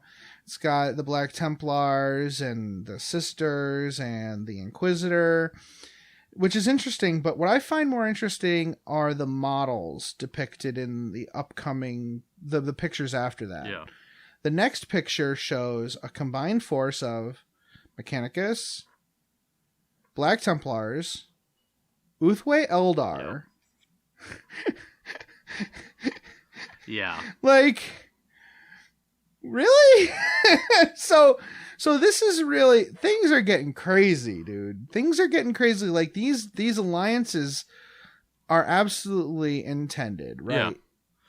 I think at this point, the competitive play. No offense. I mean, I like to play competitively, but like I think the kind of people who complain about these alliances, I think you have to read this book to see where the thought of these alliances comes from. Yeah. It's the end.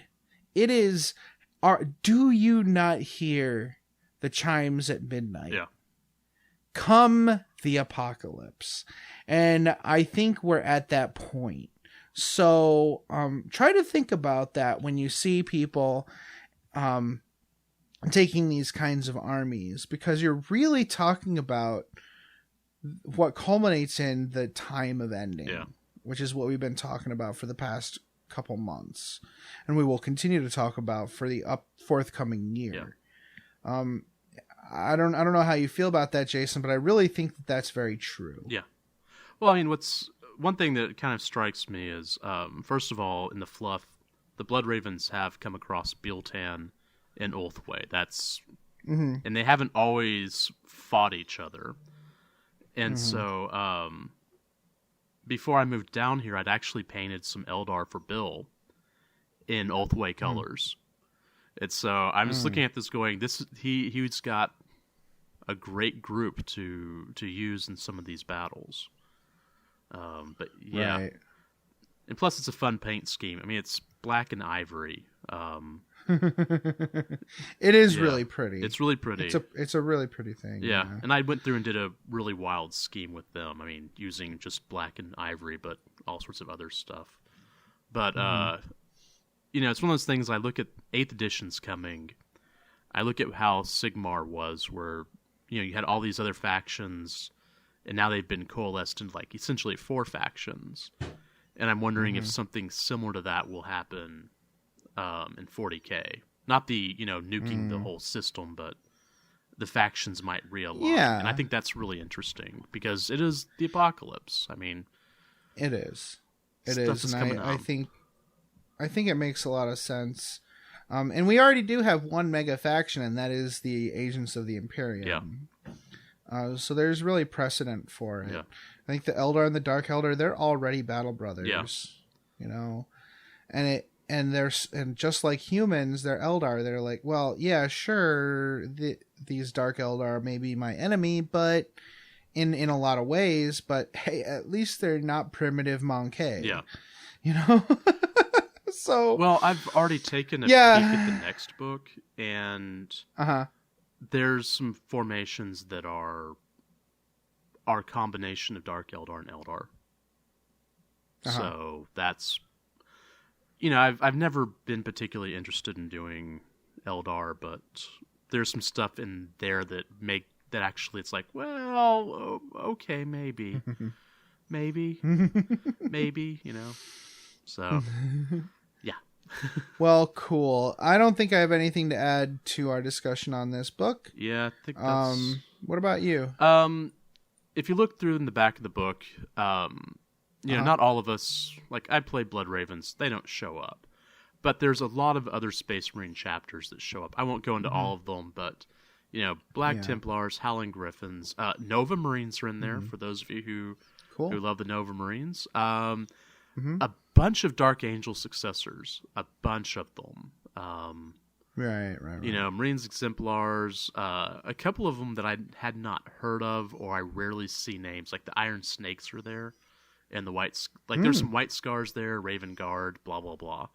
And there are color plates in the back of the book, before you get to the rules. So... Sounds like a great great hobby opportunity to me. Lots of hobby opportunity. The Salamanders are there, but they were from the Stasis Vaults of Solemnance. And also the Ultramarines from the Heresy era. So if you've got that Betrayal of Calth box, you can basically run those guys with Trazen. Yeah.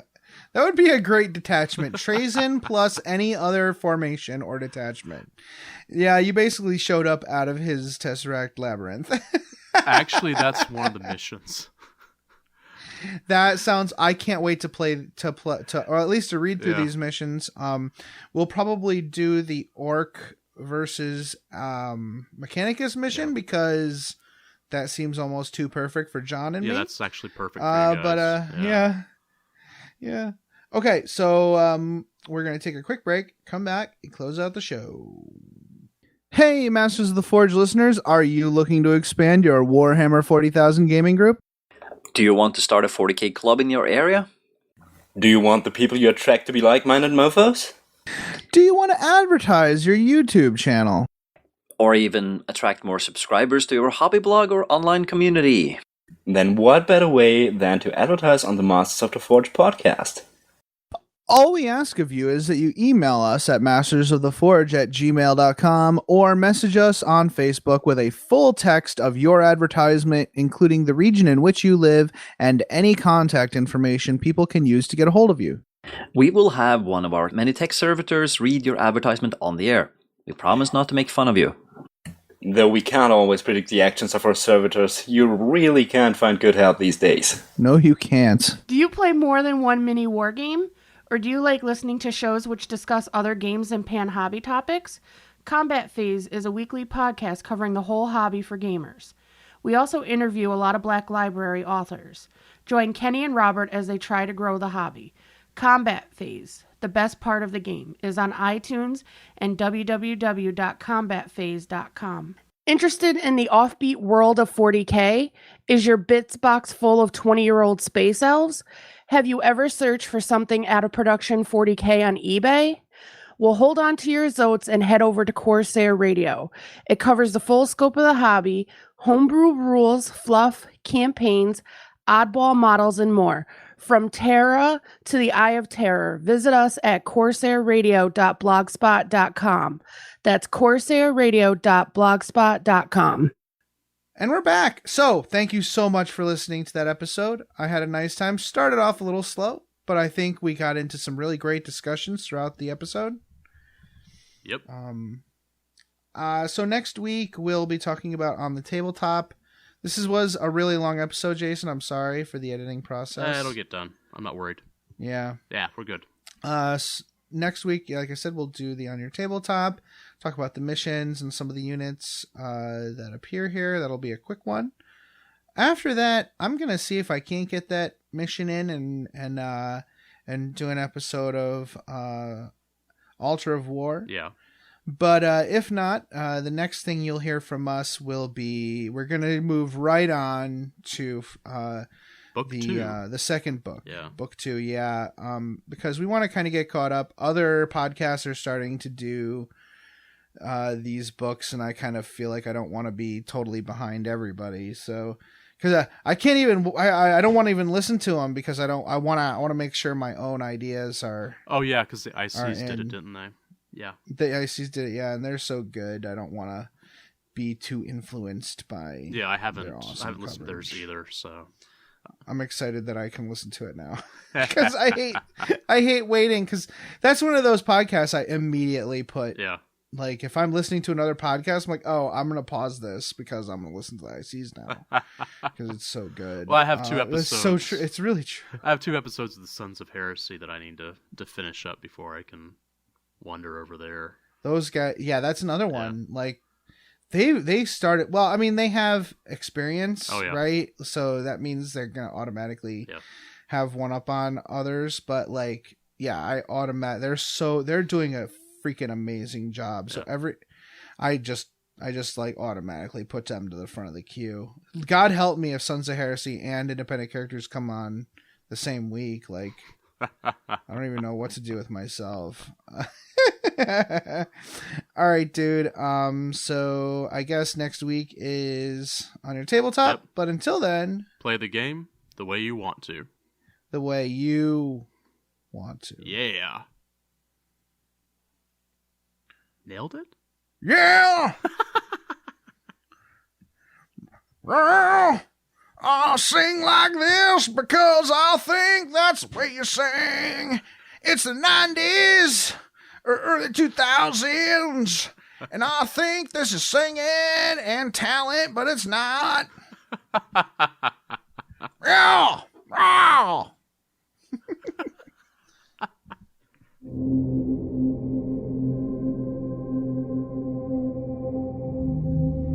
The music used in this podcast was made by Parad of the duo Sublevel 3. The track is used with his permission. This podcast is protected by the Creative Commons Attribution, No Derivatives, Non-Commercial International License. More information about this license and contact information if you have any requests can be found at our blog mastersoftheforge.com.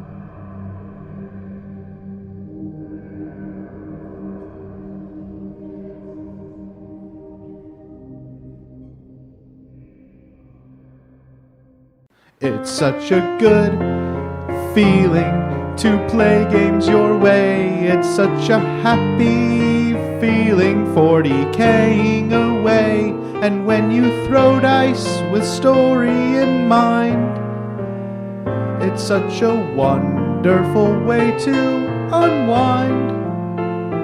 It's a good feeling, a very good feeling, the feeling you know that we'll be back when the fortnight's new, and we'll have new ideas for you, and you'll have things you'll want to talk about. We will too.